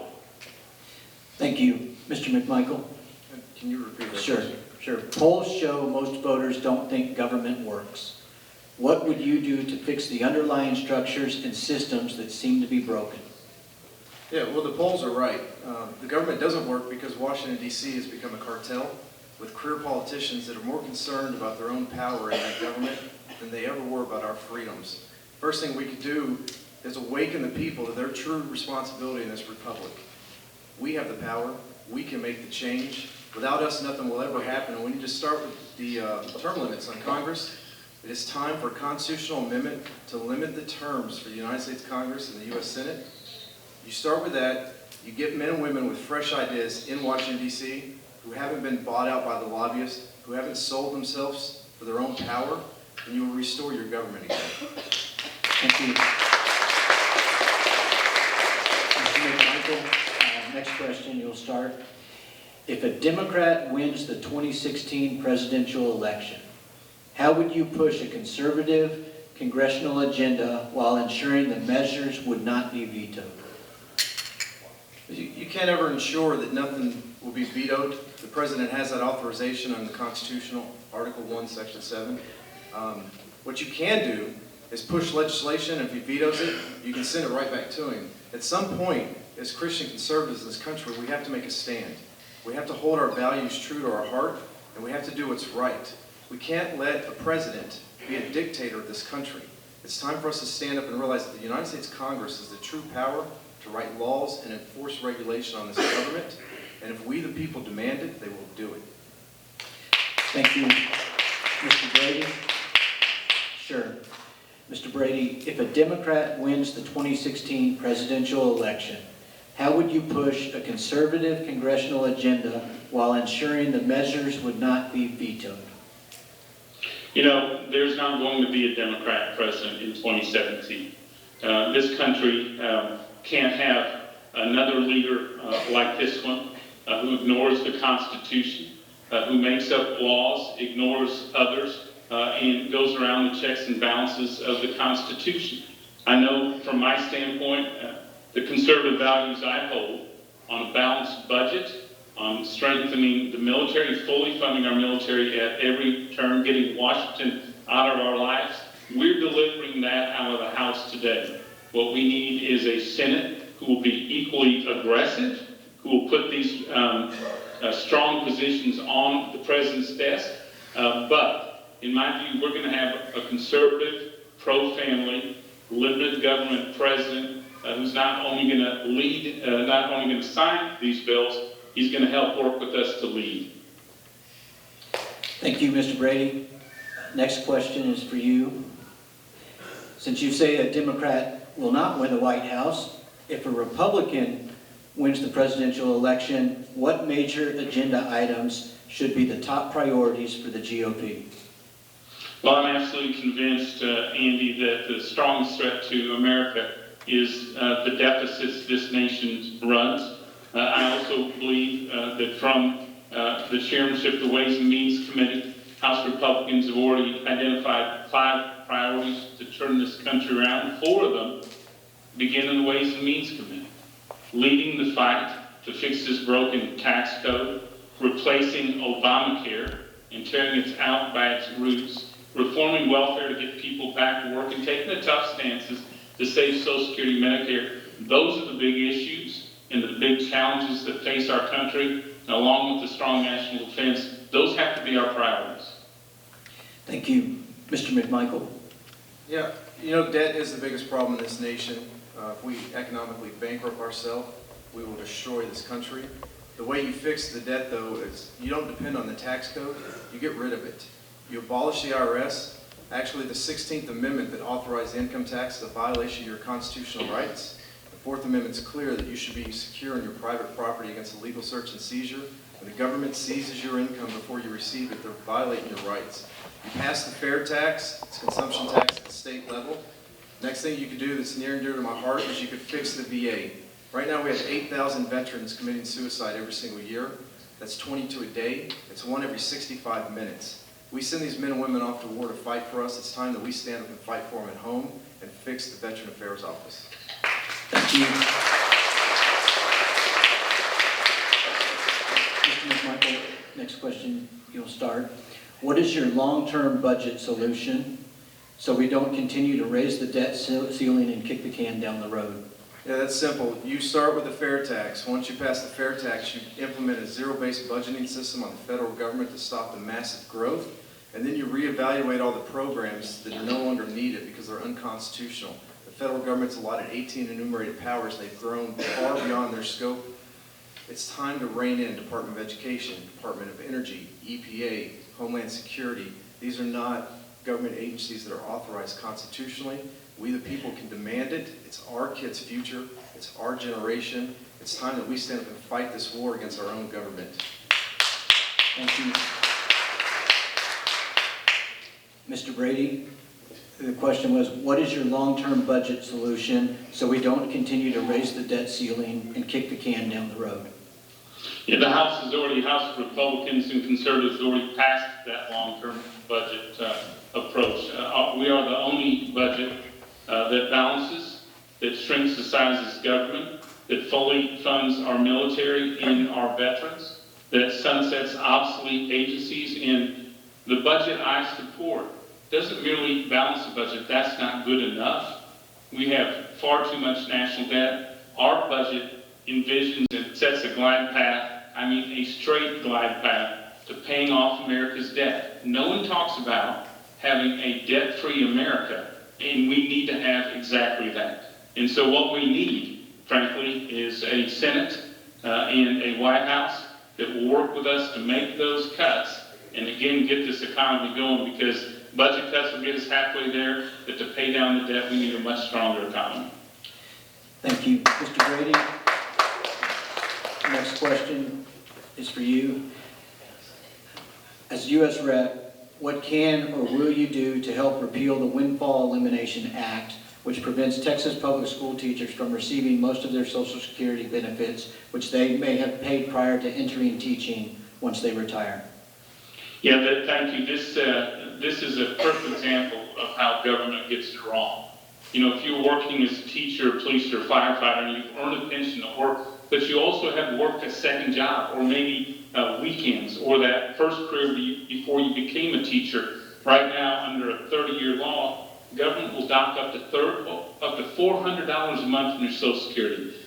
I've introduced legislation and the leader of the legislation to eliminate the windfall elimination provision, replace it with equal treatment to make sure our teachers and firefighters, police are treated fairly and they are rewarded to their Social Security. And it will restore more than half of the Social Security that's been cut in the current formula. So I hope, as Chairman of the Ways and Means Committee, to move that legislation through the House and through the Senate and my focus is going to be on next year, and I'm hopeful we can get it done.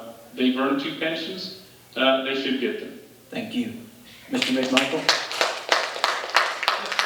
Only in our current federal government would they believe they could take something that belongs to you.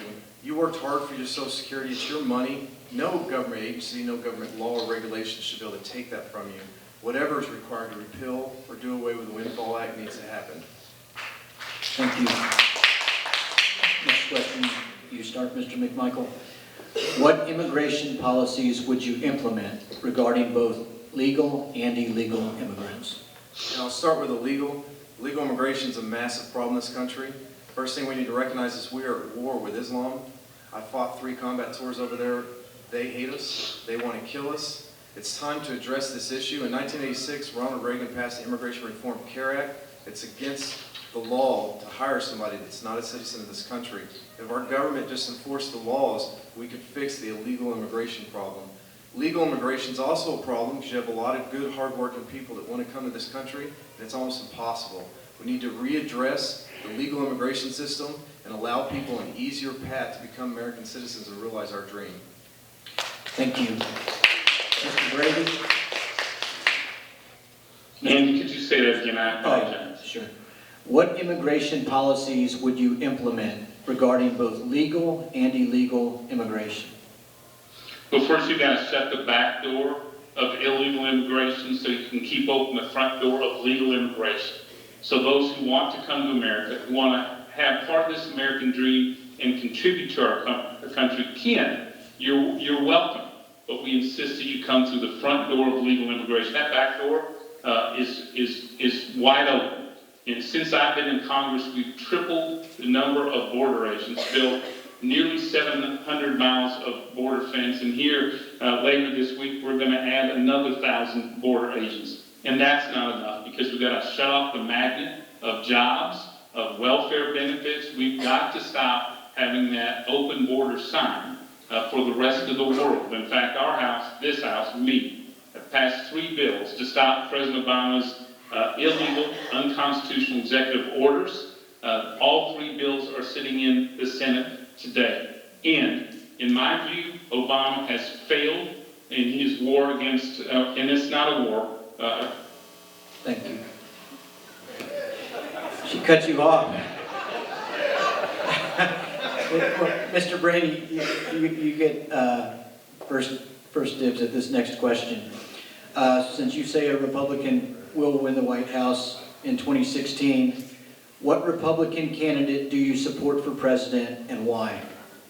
You know, Andy, my view in the primaries is to let our Republican voters have their say, and then to fully fund and fully back that nominee. And we're going to have a Republican who's going to capture the imagination of this country. What I look for in a candidate, you know, I want a pro-family, a pro-small business conservative who will tackle the big issues, the tough issues. I want someone who's going to fight for limited government, and I don't want someone who's just angry. I want someone who's got a positive vision for America. I'm convinced we've got several candidates who fit that bill, but at the end of the day, we are going to spend years digging out from under this president. We need a strong, conservative, pro-family Republican to do that. Thank you. Mr. McMichael? Yeah, I'm a big supporter of Ted Cruz. I believe it's time for a president that can quantify the Constitution to the people, actually stands up and enforces it, and unlike most people serving in Washington today, understands it. Thank you. We appreciate your time, and now we're going to allow 1 minute for closing statement. Mr. McMichael, you start. Thank you for coming out tonight. You know, you've heard a lot of things. What you always hear from Washington, D.C. is excuses on why they can't get things done. I believe the greatest resource this nation has ever had is the American people ourselves. It's time that we stand together and reclaim our republic.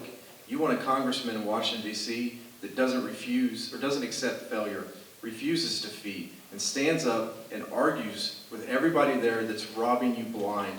It's time for a combat Marine that will go there and make a change. God bless you, and thanks for coming out. Thank you. Mr. Brady? You know, I wasn't sent to Congress to be popular. I was sent to Congress to take the tough votes to get this country turned around. whether it meant to be popular or not. We've got to get this country turned around, and I think one of our biggest problems, there are too many people in Washington and too many candidates who have their finger in the air, who are frightened, afraid to do the right thing. I take the tough votes, especially to fund our military and to get this country turned around. And I always say to people, I listen, I'm in my community, I work hard for my constituents, but even if you don't agree with me, I'm going to keep fighting for your conservative values. God bless you. Thank you for having me. Thank you. Thank you both for your time.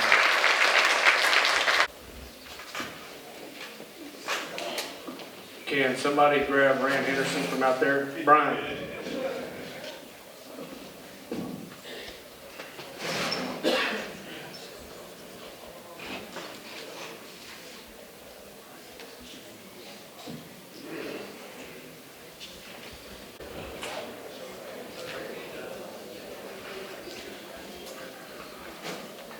Okay, ready to go. Opening statement, 1 minute. Mr. Henderson, we will start with you. Good evening. I'm Rand Henderson. I'm your Republican candidate for Montgomery County Sheriff. I've been with the Sheriff's Office since I graduated college in 1994 from Sam Houston. Right after that, I went to the Police Academy and came to work for the Sheriff's Office as a entry-level Woodlands Patrol Deputy. I've served the Sheriff's Office for 21 years. I have worked my way up the ranks. I started at the lowest levels and was asked to take more leadership positions, and I've continued to do that over the years. And now I'm at the rank of captain. So I serve you as the patrol captain, I've served you as the jail captain, and I'm looking forward to serving you as sheriff because I put in the preparation. I'm ready to take on the job on day one. Thank you. Mr. Napolitano. Good evening, ladies and gentlemen. Thanks for coming out. My name is Jim Napolitano, and I'm your candidate for sheriff. I would like to say that I've spent 30 years preparing to get back here to Montgomery County, where I started my law enforcement career, and become your candidate for sheriff. I started here as a reserve deputy back in 1983, stayed as a reserve until I was lucky enough in 1986 to be selected as a candidate for Special Agent United States Secret Service, where I served in the Houston Field Office, the former Bush Detail, Presidential Protective Division, Training Division, the Crawford Ranch, and then back here in the Houston Field Office. In that time, and then after that, as a security representative for a large major oil company, and then back now as the chief of police for the city of Montgomery. I feel that I have the experience and the knowledge that will help you get Montgomery County into the next 4 years. Thank you. Thank you, Mr. Napolitano. First question is to you. Stay with me here. The new open carry laws may not allow the county to keep people from openly carrying their guns in buildings that house courts and other offices.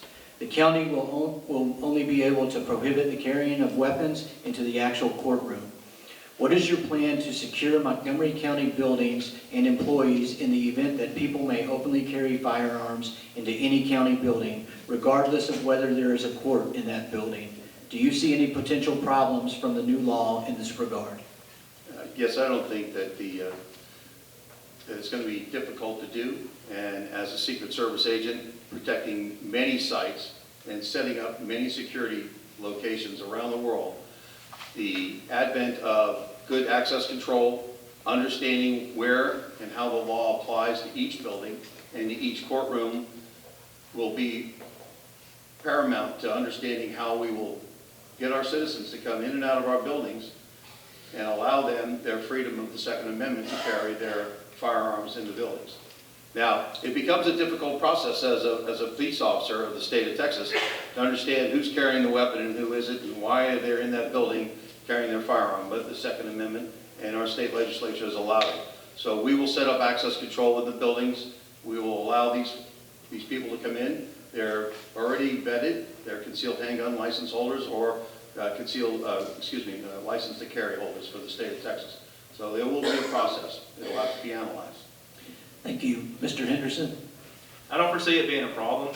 We're prepared to deal with this situation. We're looking to move the metal detectors around the courthouse. There are multi-purpose buildings. I would look to Commissioner's Court to try to do a master plan to consolidate some of the courts, move around some of the courts from buildings that are multi-purpose. That's a little bit of long-range planning. but that would certainly help with our security checkpoints.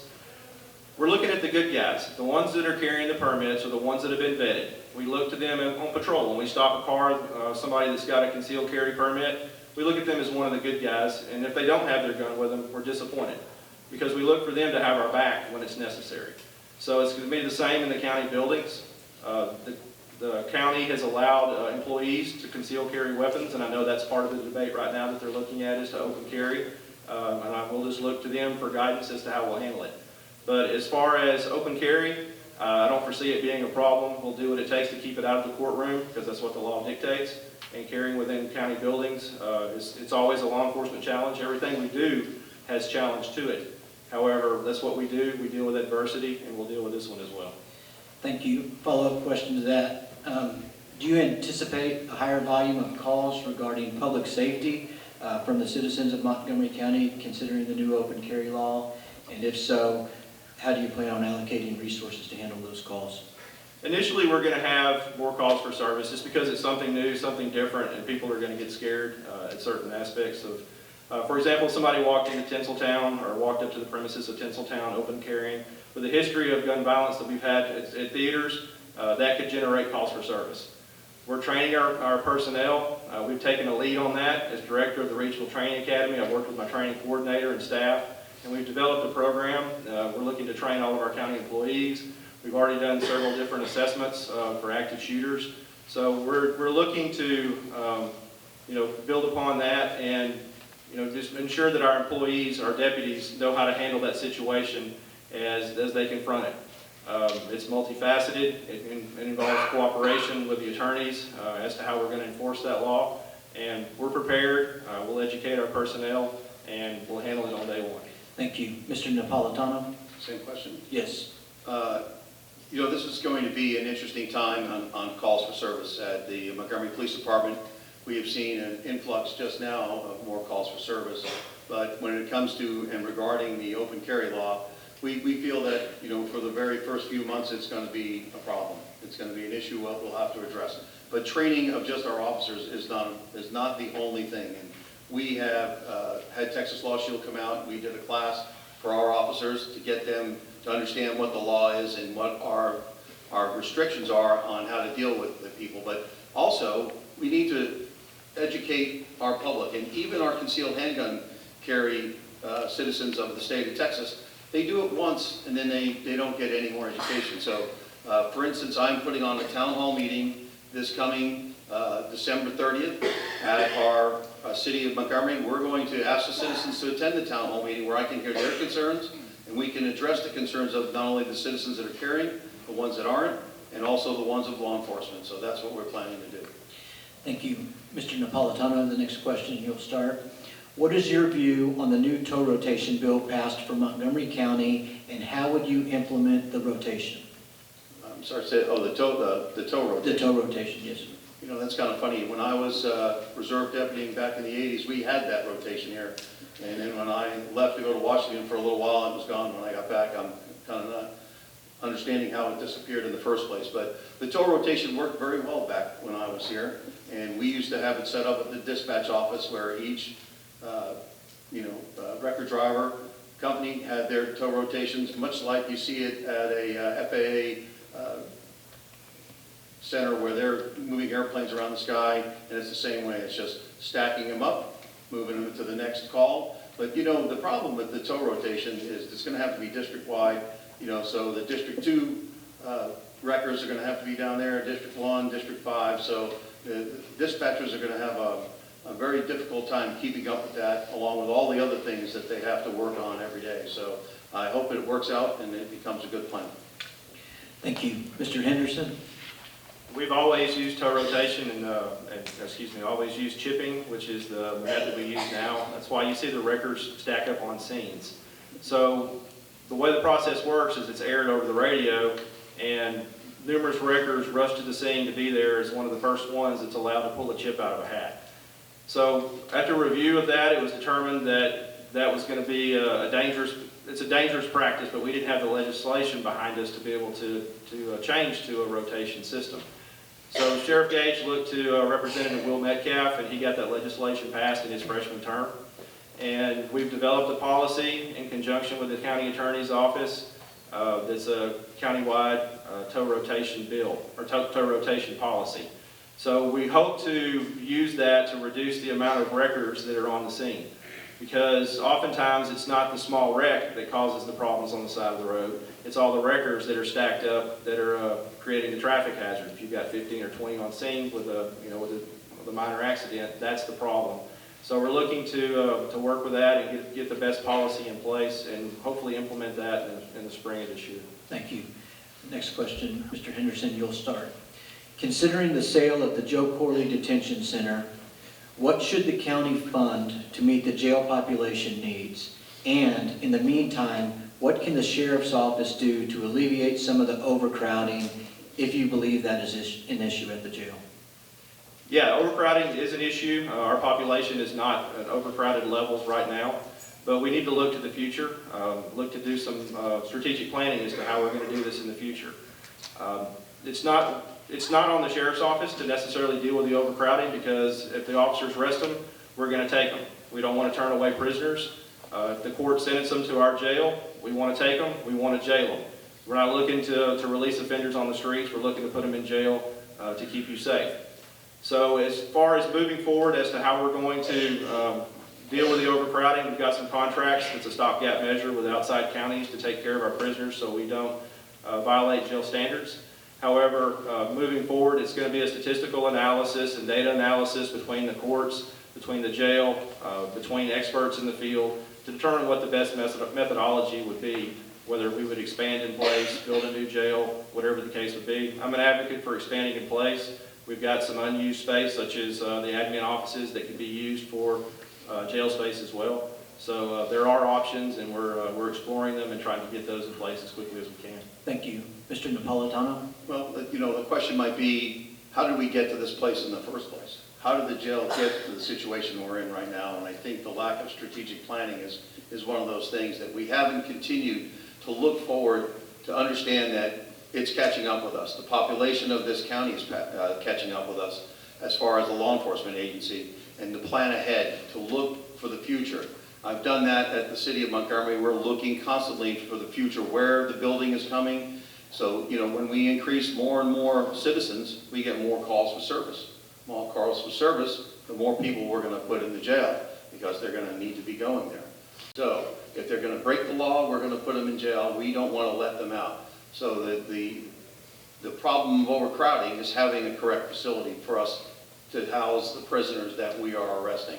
So proper planning, looking at the facility that we have now, making an engineering study analysis of why is it falling apart, what are the issues that we need to take on right now, and then where do we take it in the future, 2, 5, 10, and 20 years down the road.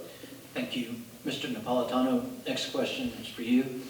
To start, time is of the essence regarding public safety. What are your plans to ensure the public is notified of public safety matters in a timely manner? Will you be available to the media, and how will your office handle matters involving the media? Currently, as chief of police, I'm available to the media all the time. They call, they ask questions. I also have a current PIO officer that takes care of it if I'm not there to handle the questions.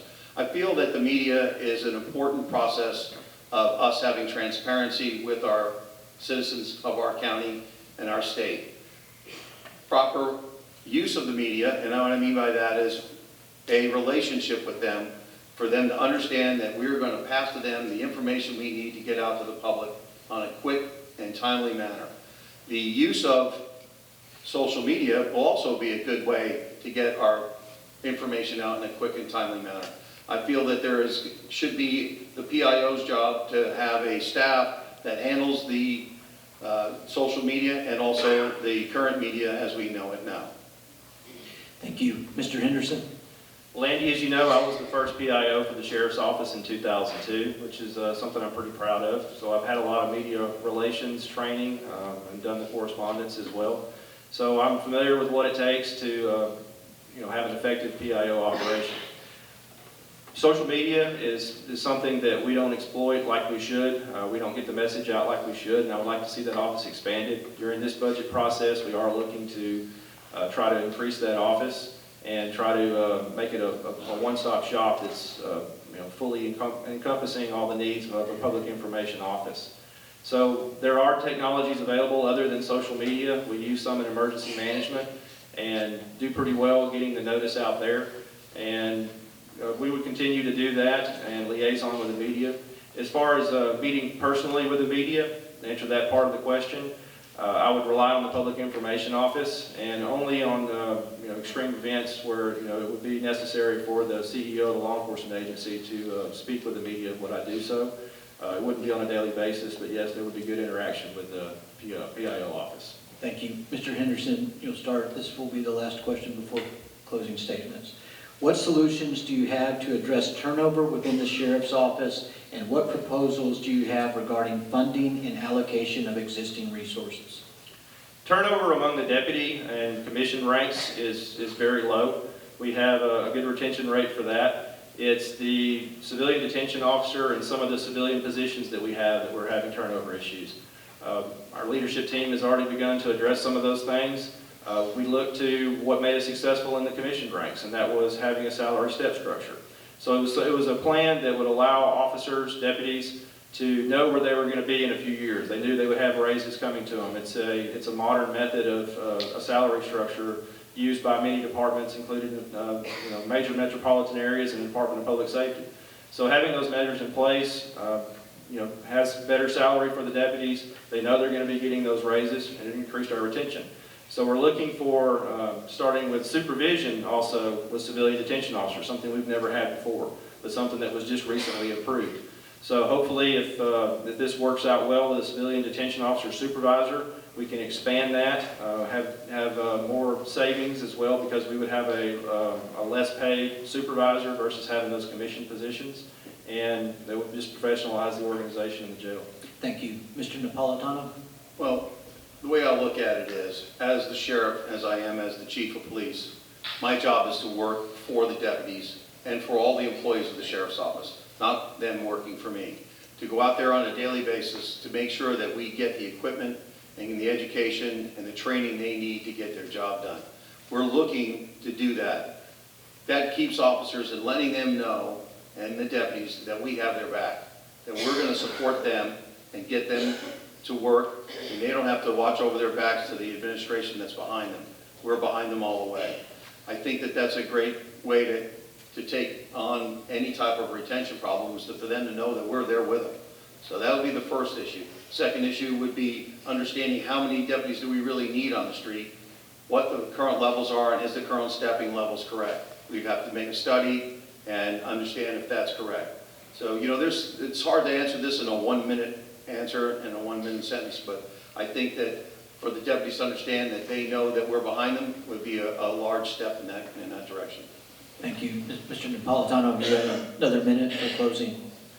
1 minute closing. I got to tell you that I think I'm the person with the correct credentials, not only on a level that we think of, we're seeing in the news on a daily basis, which is the threat from ISIS. I have the experience with other agencies internationally to understand that these people are here. The threat to the United States is a definite threat. I have that anti-terrorism background along with local law enforcement. I understand how to deal with it. As a Secret Service agent, I spent my time across the nation and across the world dealing with the local law enforcement, understanding what their needs are so that we could get the job done. Not just to protect the president, but to protect the people that were attending these rallies and these forums that these people go to. You have to understand that these kind of things are what we're talking about in the future. Where is our future of the Sheriff's Department? We're going to lead a strategic thinking Sheriff's Department into the future and get the job done. Thank you. Mr. Henderson? I've been right here the whole time. For 21 years, I've lived, worked, worshiped, socialized, and been part of the Sheriff's Office protecting you. I plan to continue that as your sheriff. I prepared myself. I went back to college and got my master's degree. I've had a lifelong commitment to the criminal justice field. I'm an educator, I'm a practitioner, and most importantly, I'm a criminal justice leader. No matter what position I was ever given, I was always looked to be the leader in that position. And I've prepared myself, and I'm ready to take that next step. I can start on the first day. I know how the department runs. I know where the issues are, but I'm going to do things differently. I'm a community policing specialist. Community policing is near and dear to my heart, and it's a passion of mine. And it's something that I want to bring to the Montgomery County Sheriff's Office at all levels. It involves a complete philosophical shift, and I'm the leader that's going to step up and do that. I've been in criminal justice. I've been in local law enforcement. I know the Sheriff's Office. I've managed a budget. I know how to manage 788 employees and a jail, the largest liability, and I'm ready to be your sheriff. Thank you. Thank you both. Next will be the precinct 1 constable.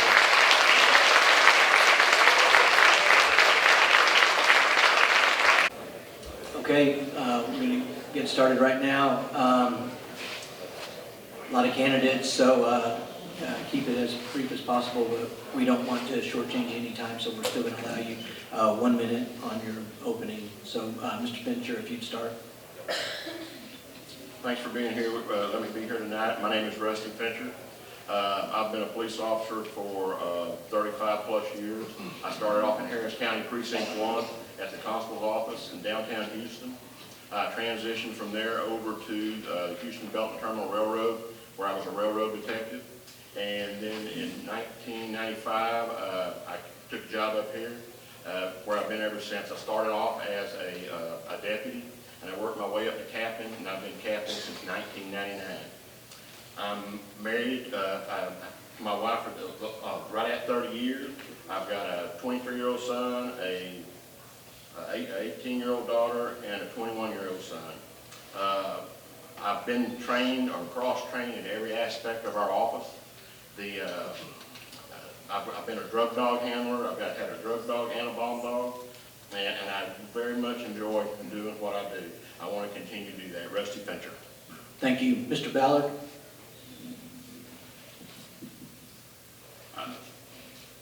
Strong communities are safe communities, and that's what I believe in. My name is Billy Ballard, and I'm running for Constable for Precinct 1 because I believe in the community.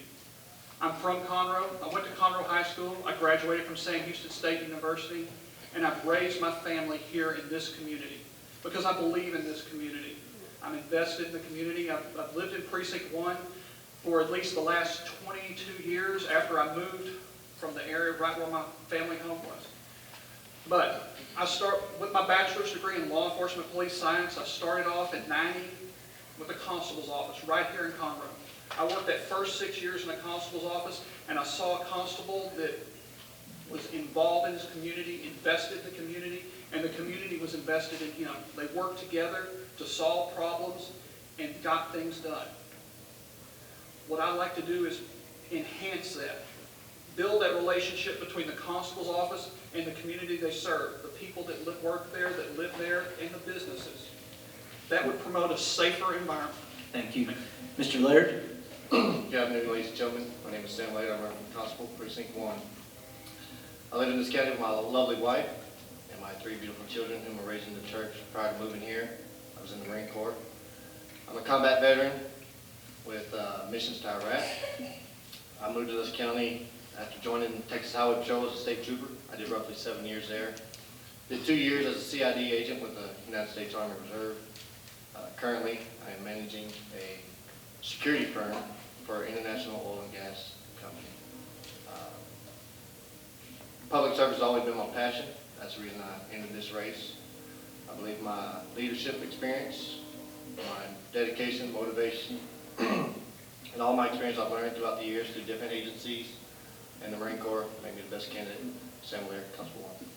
Thank you. Mr. Cash? I'm full of cash. I've been a peace officer in this county now since June 1988. And I need to apologize to the public over the overcrowding in the jail. I've been contributing to that since I've been a cop. That's our job. I'm the current commander of the Special Investigations Unit for the Sheriff's Department, and I believe in proactive law enforcement at any level, not just sheriff or city police or state police. But everybody in this county that has a badge on needs to be supporting the community by getting criminals off the street. That's the #1 crime prevention tool we have in this county, is putting criminals in the jail. Thank you. Thank you. Ms. Franklin? Good evening. evening, everyone. My name is Kim Franklin. I am a candidate for Precinct 1 Constable. Just a quick bio, my background, for those of you who don't know me. I was born in Montgomery County, raised primarily in the Willis area. I graduated from Willis High School in 1988, and I started my law enforcement career 23 years ago here in Montgomery County. 14 years of that was served with the Montgomery County Precinct 3 Constable's Office in South Montgomery County. And during the time that I was working at the Precinct 3 Constable's Office, I was able to oversee and supervise every aspect of that office, from criminal investigations, civil patrol, motorist assistance program, administration, handling the budgetary issues, disciplinary issues, internal affairs investigations. So I've experienced a little bit of everything with the Constable's Office. I currently work with the Montgomery County District Attorney's Office under Brett Ligon as a felony criminal investigator. And the reason, or my decision to run, I know that's what everyone wants to know, is why did you choose to run? Well, it's very, very simple. I feel that I'm the most qualified candidate in this race now. I have the experience, the skills, the knowledge, and the expertise to run that office and run it well. Thank you. Okay, Mr. Ballard, we'll start with you. First question. Considering the growth in diverse coverage area and responsibilities in Precinct 1, what new plans or initiatives would you implement to ensure public safety throughout the precinct? Well, public safety is a partnership between the community and law enforcement. And that's all of law enforcement, the Sheriff's Department and the Constable's Office. And they work well together. But what I want to do is network more with the community. We've got to be able to talk two-way, both back and forth, often like a marriage. It doesn't work unless you're talking. And that's what I want to see in there to help combat our crime rate. But the Constable's Office is not all law enforcement, so we have to keep that in mind. Primarily, it's civil process first, and then we move on to the criminal part. But I believe that networking and working with that community will make feats above any other crime prevention effort. Thank you. Mr. Laird? Well, the county's growing faster than we can keep up with, faster than the Sheriff's Department can keep up with. I think we need to network with the Sheriff's Department and the Police Department, break that barrier down in communication, work together to provide a good link of coverage throughout the county. Community policing is a big role in it, getting to talk to people. People will tell you just about anything about their neighbors or anything if you build a good relationship with them. So that's what I... Thank you. Mr. Cash?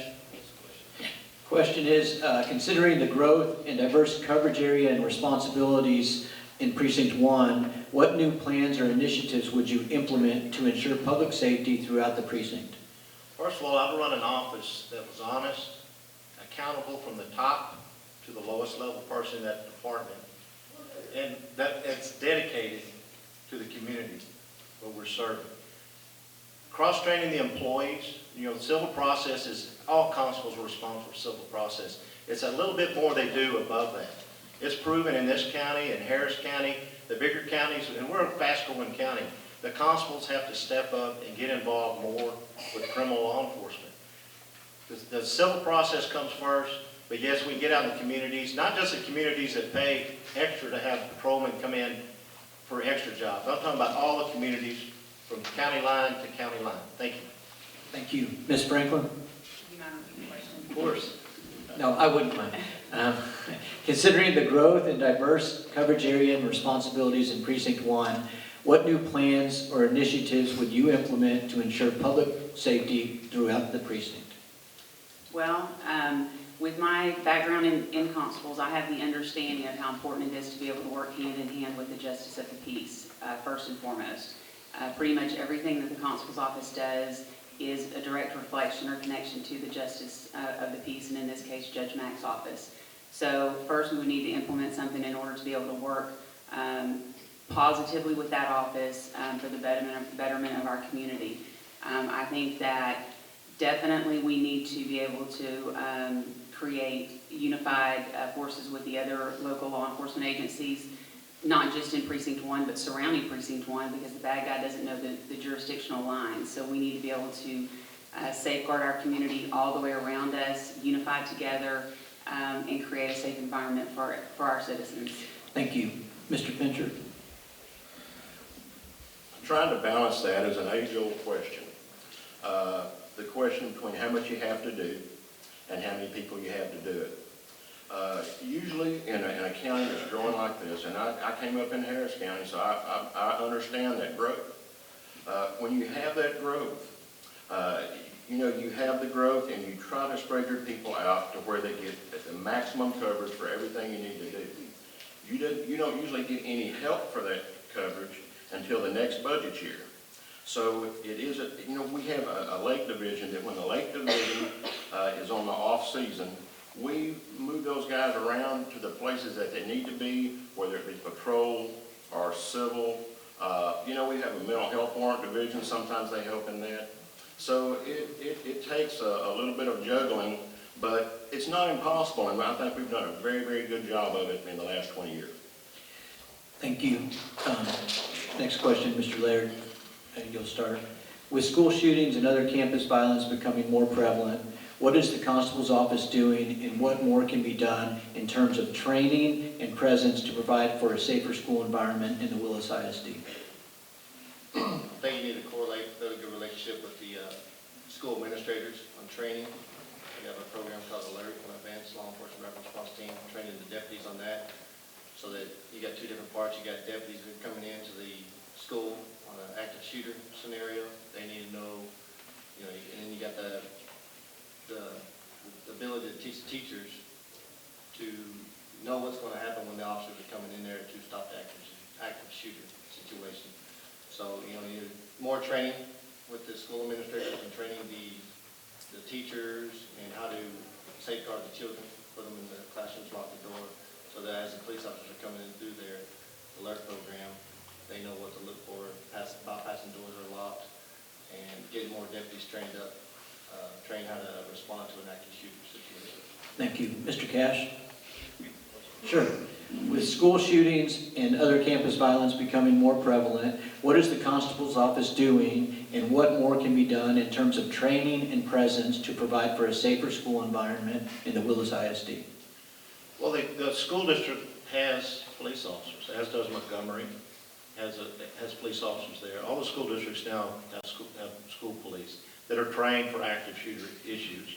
Plus, you have to communicate not just with your own agency, but with the sheriff's department, Willis, for example, the city of Willis Police, Panorama Police, get with all the local police departments, Conroe Police, and cross-train them, and get what problems we could see at schools and forecast them and how to deal with them, just like we do any other crime. There's a lot of crimes, we have to look at sporting events. There's a lot of things where you will need to get other agencies involved, and I've had a history of working with multiple agencies, and it can be done working with our law enforcement partners. Thank you. Ms. Franklin? I'm going to ask you the question, sorry. With school shootings and other campus violence becoming more prevalent, what is the constable's office doing and what more can be done in terms of training and presence to provide for a safer school environment in the Willis ISD? Well, definitely we are in a position for an active shooter at any point in time. You can look around and see that happen now, in other cities and schools, especially these days. One of the problems that I immediately see, for instance, is Willis ISD is on one radio channel while Conroe Police Department is on another, and Willis High School is directly in Conroe Police Department's jurisdiction when they get a call. So an active shooter, there could be a lot of questions there. You need to be able to train consistently side by side with those agencies for active shooters. In our office, the district attorney's office there in Montgomery County, right there in the heart of Conroe, we're overlapping jurisdictions and we train for active shooters with those agencies, so we need to work on that. And also the communications with the radios and things like that to better safeguard our children. Thank you. Mr. Fincher? For a number of years now, we have trained not only the school deputies, the school resource officers, but a number of our deputies that exist out on the street, and some weapons and tactics stuff that deal with active shooters. It's completely impossible to plan for every active shooter situation. The best that we can do is be vigilant. We've got our guys all trained what to look for. are trained what to do. We have others that respond very quickly. And you know, the school district, when they whistle, they don't just get 5 school deputies that they have. They get 32 deputies that we all have. So we all pitch in. And I don't know if y'all have ever watched them work anywhere, if you've been able to see it, but they're absolutely fantastic. I was totally amazed the first time I went and looked, and we're extremely proud of them, and we'll continue on that way. Thank you. Mr. Ballard? As a spouse of a kindergarten teacher, I can tell you that school safety is of the utmost issue. I have a son graduating this year, and he came home to me and told me, he goes, oh yeah, we had our shooter drill at school. And he goes, but it's nothing like what we learned at my job, because he learned the new techniques, where it's not just shelter in place. They're also teaching to evade. They're also teaching other things. And it's a newer techniques. And we need to stay up on the newer trainings, the newer theories of active shooter response. But I'd also like to see the constable's office more involved with the site structure, the site surveys, in helping promote building safety along with the active shooter training. Thank you. Mr. Cash, we'll start with you. Do you believe the constable's office is adequately managing warrant services? Should all warrants be served, considering the jail overcrowding issue? The constable's duty is to work the papers of the court, and includes the JP warrants. They should actively try to serve warrants every day. I've worked at the sheriff's department through 3 sheriff administrations. I understand the overcrowding, and usually where that occurs, if you're doing warrant roundups where you expect to arrest 50 to 100 people, you coordinate that with the jail and the justice of the peace, where they can get these people moving through the system instead of loading the jail up with 100 people. I've been actively involved in warrants and warrant roundups my whole career. We've always contacted and made adjustments, but every day, patrolmen should be running people looking for warrants. They should have a hot warrant list. When the new warrants come out from the justice of the peace, that list should be approached immediately. Thank you. Ms. Franklin? Yes, I definitely believe or feel that warrants should be being executed every day. A warrant does not, even a Class C warrant, doesn't say you may, it says you shall execute it. So as far as Class C felony, they should all be being executed. I feel that if there's a reason that, I realize the jail is overcrowded and you don't want to go stick a whole bunch of Class C offenders in the jail, and I'm sure that the new sheriff wouldn't be real happy with that either. But the Justice of the Peace in Precinct 1 is readily available, not only during business hours, but pretty much any time. So I don't think that that's going to be an issue. If you need to arrest someone that has a Class C warrant, you take them before the judge. You don't have to take them to jail. There are several alternatives to handling a Class C warrant without actually booking them into jail. Thank you. Mr. Fincher? Sure. Do you believe the constable's office is adequately managing warrant services, and should all warrants be served, considering the jail overcrowding issue? You know, there's so many aspects of the constable's office, especially a modern-day constable's office. You know, we have to serve the papers. We run warrants. We do a number of different things that are kind of behind the scenes. Sometimes you'll see them out serving papers and patrolling around. You know, our number one goal is to get our job done and to keep the residents of Montgomery County, Precinct 1, and the school district and the workers as safe as possible. I think we've done a very, very effective job at that. As the area continues to grow, that need is going to become greater. So, you know, we will keep up with that. We're very good at switching people around, and it's a never-ending tale, and we really enjoy doing it. Thank you. Thank you. Mr. Ballard?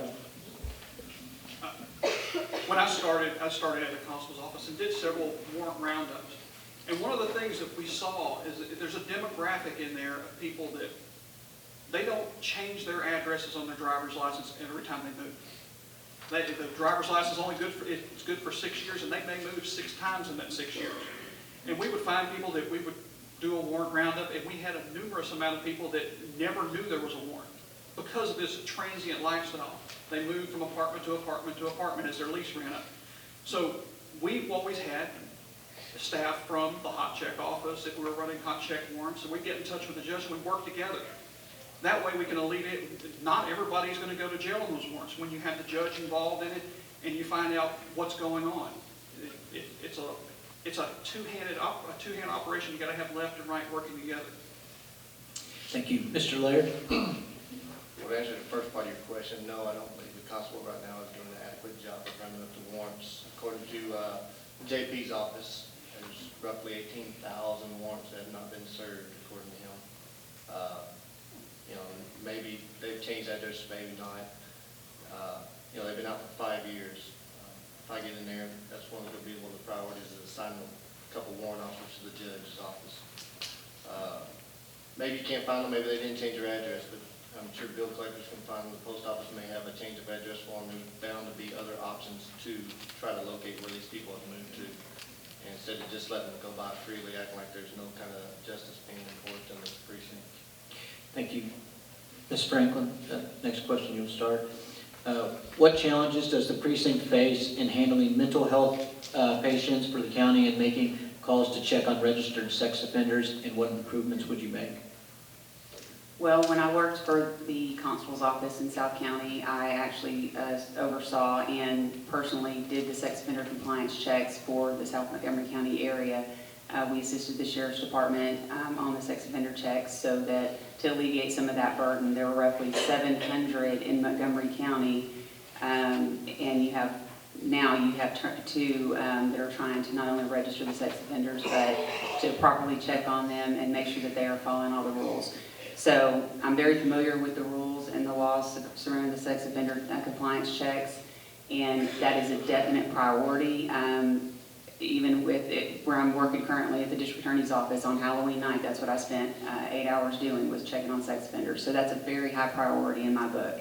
The other question on mental health, I know there are some evaluations that need to be made depending upon budgetary issues with that division, but that is something that needs to be looked at and revamped. Thank you. Mr. Fincher? Sure.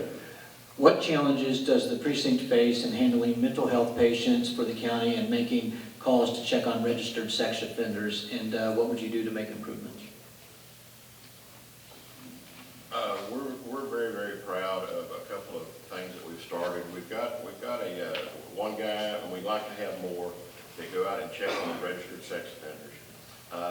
Not only that, we would eventually like to have enough personnel to not only check on the registered sex offenders, to make sure they're where they're supposed to be, doing what they're supposed to be doing, but also we'd like to take a look at the parolees and the probationers.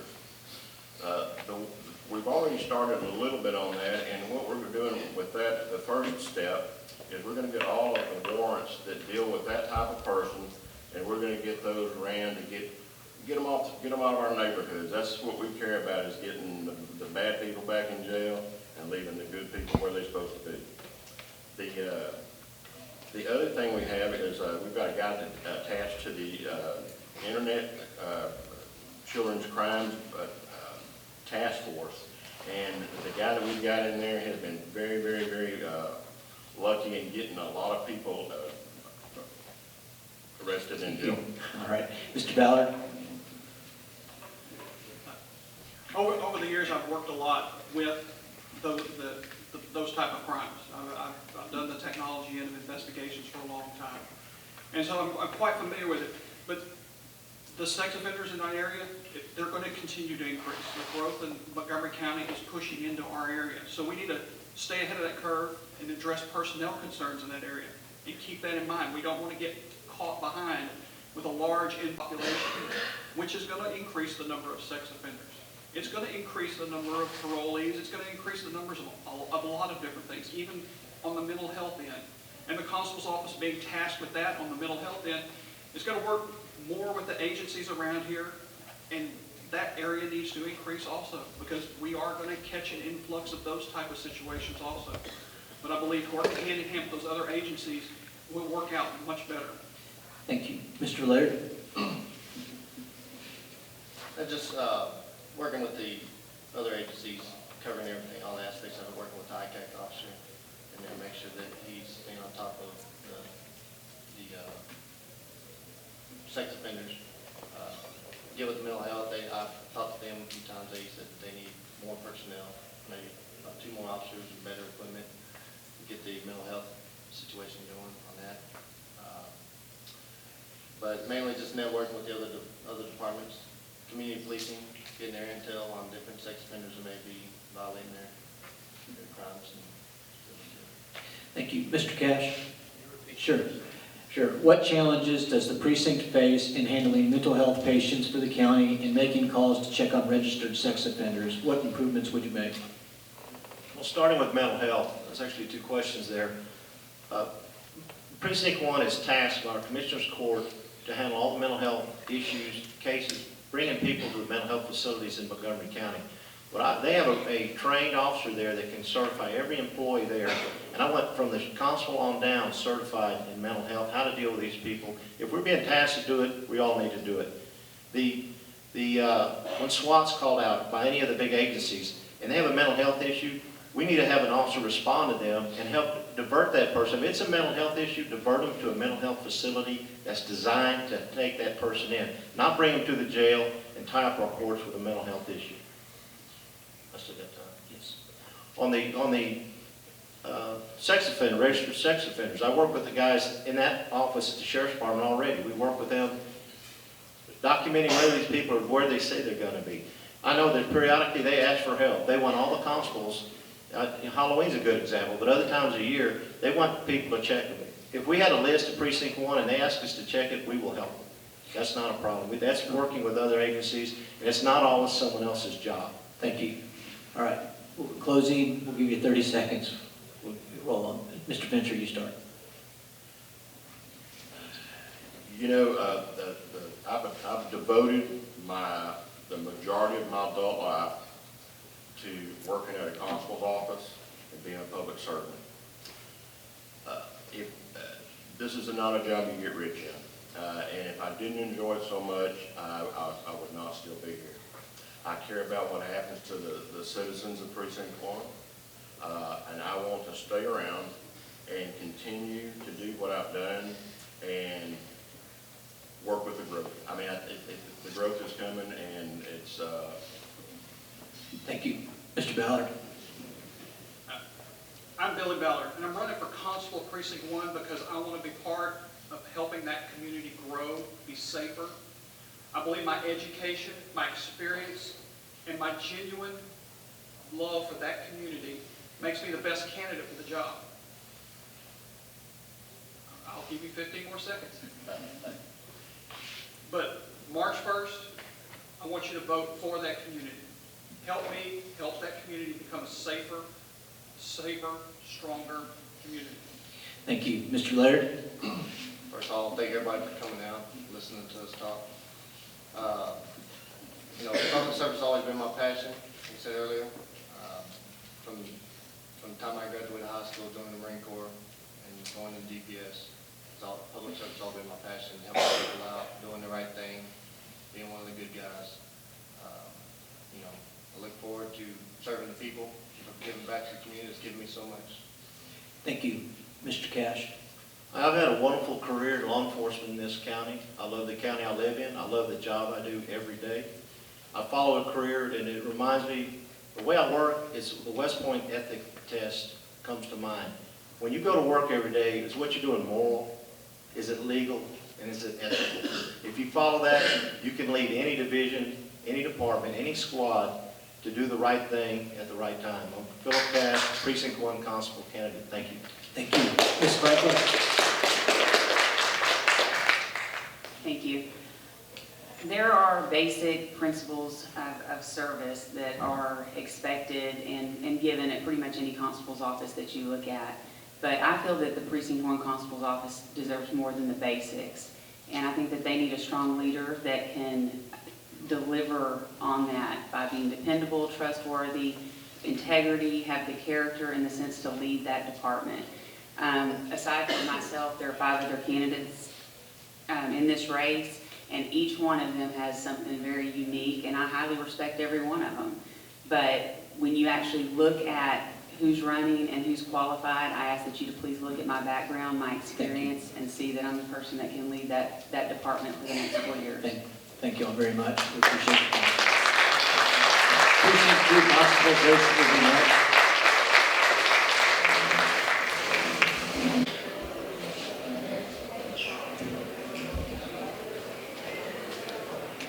All right, we'll get started. We have a 1-minute introduction. Mr. Cox, we will start with you. Good evening. My name is Jimmy Cox. I'm a lifelong resident of Montgomery County. I've been a deputy constable for about 21 years. I've got over 3,000 hours of training, with over 300 of that specialized in civil law. This is what I do. I was born and raised in Montgomery County. I want to make this county safe for your children, just like it was for me when I was growing up here. I can't change things. Only thing I can do is try to improve things. Precinct 2 has not grown in 14 years. I want to develop a relationship with the other agencies here in the county, build this agency up where it should be, and give you the protection that you deserve, that your tax dollars pay for. Thank you. Thank you. Could y'all make sure those doors stay shut back there? Mr. Beavers, you're next. I'm Billy Beavers. I've been a certified peace officer for over 22 years. I hold a TCO Master Peace Officer certificate. I work for the Panorama Village Police Department, where I've been commissioned for the last 16 years, currently serving as Chief of Police. My platform for this position is simple. I want to protect your 3 main assets: your families, your homes, and your businesses. How do we do that? By transforming the constable's office into a full-service 24/7 law enforcement agency with strong proactive presence. By creating additional divisions such as a warrant division to serve the outstanding warrants issued by the JP Court. The JP Court right now generates 42 to 50 warrants a month with outstanding fines that are owed to this county in excess of $8,000 to $10,000 per month. These warrants are not currently being pursued, and this division can attempt the service of those warrants, and the fines that are collected by that new division will more than pay for itself. Thank you. Thank you. Constable DeForest. I'm Gene DeForest. I am your constable for Precinct 2. I've been in law enforcement for over 40 years. I've been in law enforcement right here in Montgomery County for over 30.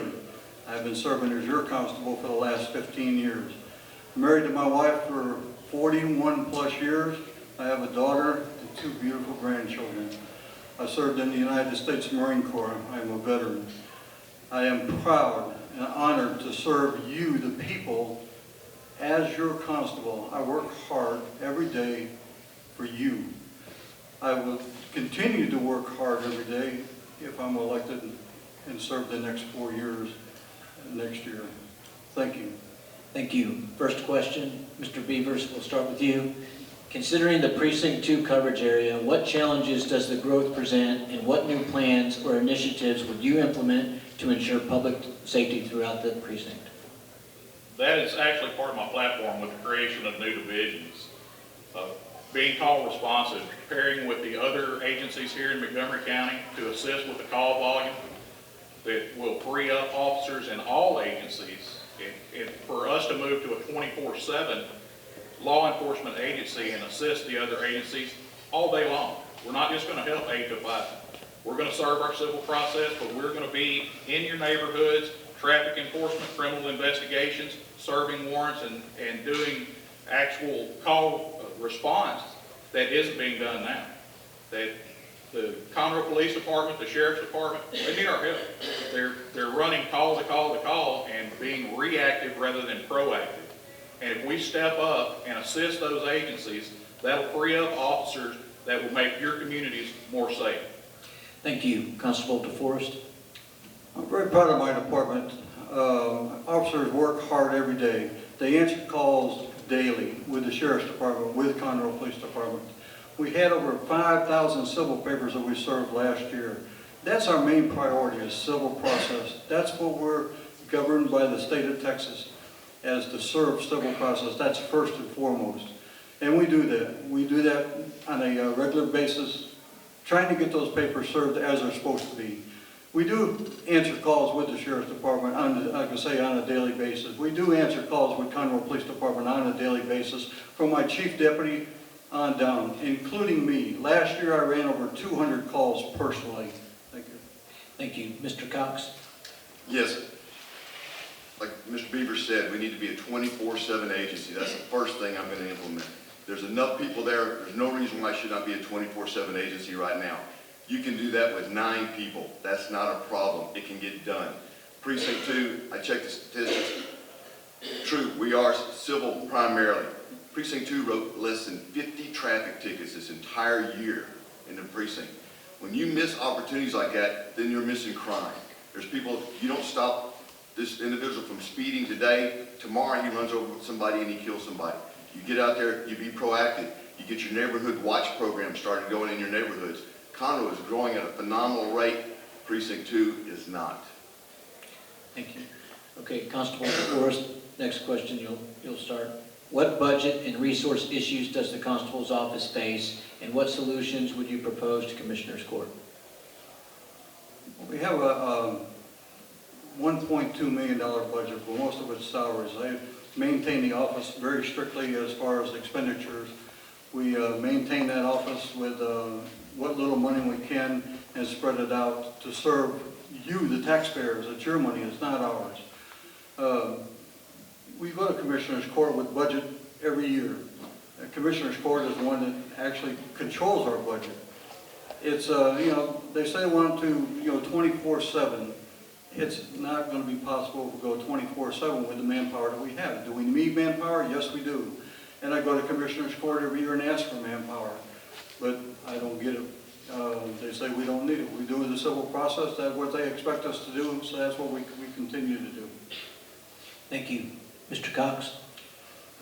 If you prove to the commissioners that there is a need for manpower, you will get manpower. Every commissioner, every constable's office in this county has doubled or tripled in size in the last 15 years, except for Precinct 2. You can do a 24/7 schedule with 6 people. It can be done. When I started working at Precinct 4, we did it, and now we've got 28 people where we started out with 9 people 7 years ago. All you got to do is provide a proven need to commissioners, and they will give you the people you need to do the job. They want this county to be just as safe as you do, but you got to prove to them that you're going to utilize the assets that they give you, and that you're going to get out there and you're going to do the work, and they will give you the people to do the work to keep your community safe. Thank you. Mr. Beavers? You won't hear me say this a lot, but I totally agree with Jimmy. The budget issues in this county that need to be addressed in the constable's office is, first of all, we need to quit going to Commissioner's Court with our hand out without justification. You need to justify what you need. When you're running an 8 to 5 Monday through Friday constable office and you go ask for additional resources, I can understand why they don't give you those additional resources. We need to step up. We need to generate our own revenue. We need to serve those warrants that are coming out of the Justice Court. Like I said, there are $8,000 to $10,000 a month that are unpaid fines that are sitting there in a cabinet not being actively pursued. We can generate funds and pay for some of the resources that we're asking the commissioners for now. We can go out and do narcotics interdiction and let these criminals know that we're going to take your contraband, we're going to take your drug money, your drug cars, and we're going to seize them and we're going to sell them, and those proceeds will go to the county. Thank you. Next question will be to you, Mr. Cox. How is the Constable's office handling private contracts with communities for additional law enforcement? What changes, if any, would you make? Right now, I think Precinct 2 has one contract, one subdivision that they have a contract deputy with. On that aspect, the subdivision, they pay the county pays the officer. Same equipment, same job, same everything. You get an officer there 40 hours a week. Where I work right now, we have several different contract deputies. What we do, that deputy's in there 40 hours a week, but we pull the slack. When he's not on duty, we respond to all of his calls in that neighborhood. We don't have to pull the sheriff's department away from what they're doing. If a call goes out, one of our officers responds to it. That's what you do. You take care of each other. You take care of what needs to be done. As far as working the extra jobs, police officers have always worked extra jobs, but you shouldn't depend on that for your income, and you shouldn't depend on the people paying you extra to do what you should be doing in the first place. Thank you. Mr. Beavers? Can you repeat the question, Sure. please? How is the Constable's office handling private contracts with communities for additional law enforcement, and what changes, if any, would you make? Well, I think that private contracts in some of these subdivisions are necessary. They're good for the county. It's additional funding that's coming in that's paid by that neighborhood for a contract deputy to be there and provide security for that neighborhood. I think it's a great idea. I agree that I believe there is one contract with Precinct 2 at this time. They're working another subdivision as an extra job. And they put officers over there and they're paid straight from the subdivision. I think that they should take every initiative, we should take every initiative as a constable department to change that to a contract with the county and let them pay directly through the county instead of just the subdivision paying the officers as an extra employment opportunity. Thank you. Constable DeForest. Yeah, we do have one contract. It's a part-time position. It's not a 40-hour contract. It's 30 hours. And it's paid for by one of the subdivisions. They do pay the county and they do pay all the extras to go with it. We do have an extra job with River Plantation, which I have made a verbal commitment with them back when I first got elected, that we would serve that community. And we do. We serve it on a 60-hour-a-week basis. Guys work in there as an extra job, including myself. I work in there also. And this is not something that they want to do, is go to the county for a contract with the county because of the money that it costs them. Right now, they pay 60 hours a week. With one deputy, they would lose 20 hours a week right off the bat. Plus, it would cost them another extra, probably $80,000 that they don't have. So that's why they work as an extra job. My hours a week, 8 to 5, it's not an 8 to 5 job. They work evenings when they have to. They work weekends when they have to get paper served. I just wanted to make that clear. Thank you. Next question, Mr. Beavers, you'll start. What unique services does the Precinct 2 Constable's Office provide to the community? Should these continue, and what additional services would you propose? I don't know that there's any unique services that they provide. The Constable's Department in Precinct 2, from what I have seen, they serve their civil papers, they provide security for the Justice Court, and yes, at times, sporadically, they will answer a call for service. But I've seen numerous times throughout the year that a Constable Precinct 2 deputy will respond to a call, and then they call for a Sheriff's Department unit to come over and take the report. Why tie up 2 county employees, 2 peace officers on the street to handle one call for service? I don't know that they're doing anything unique. There are numerous opportunities for us to expand with different divisions and start that process here in the county. Thank you. Constable DeForest. Well, again, I go back to Commissioner's Court. They have to give us the manpower that we need to be able to serve the people here in Precinct 2. I don't have manpower to have a detective to do nothing but work cases. I go out and we do take reports from citizens from time to time, but if it calls for additional work or follow-up work by an investigator, I like to have the Sheriff's Department work on that and take those reports because they're the ones that have the manpower. They're the ones that get paid to do that. We, as the Constable Department, don't have that manpower to do the job that we need to do like they're bringing up to say that they want to do.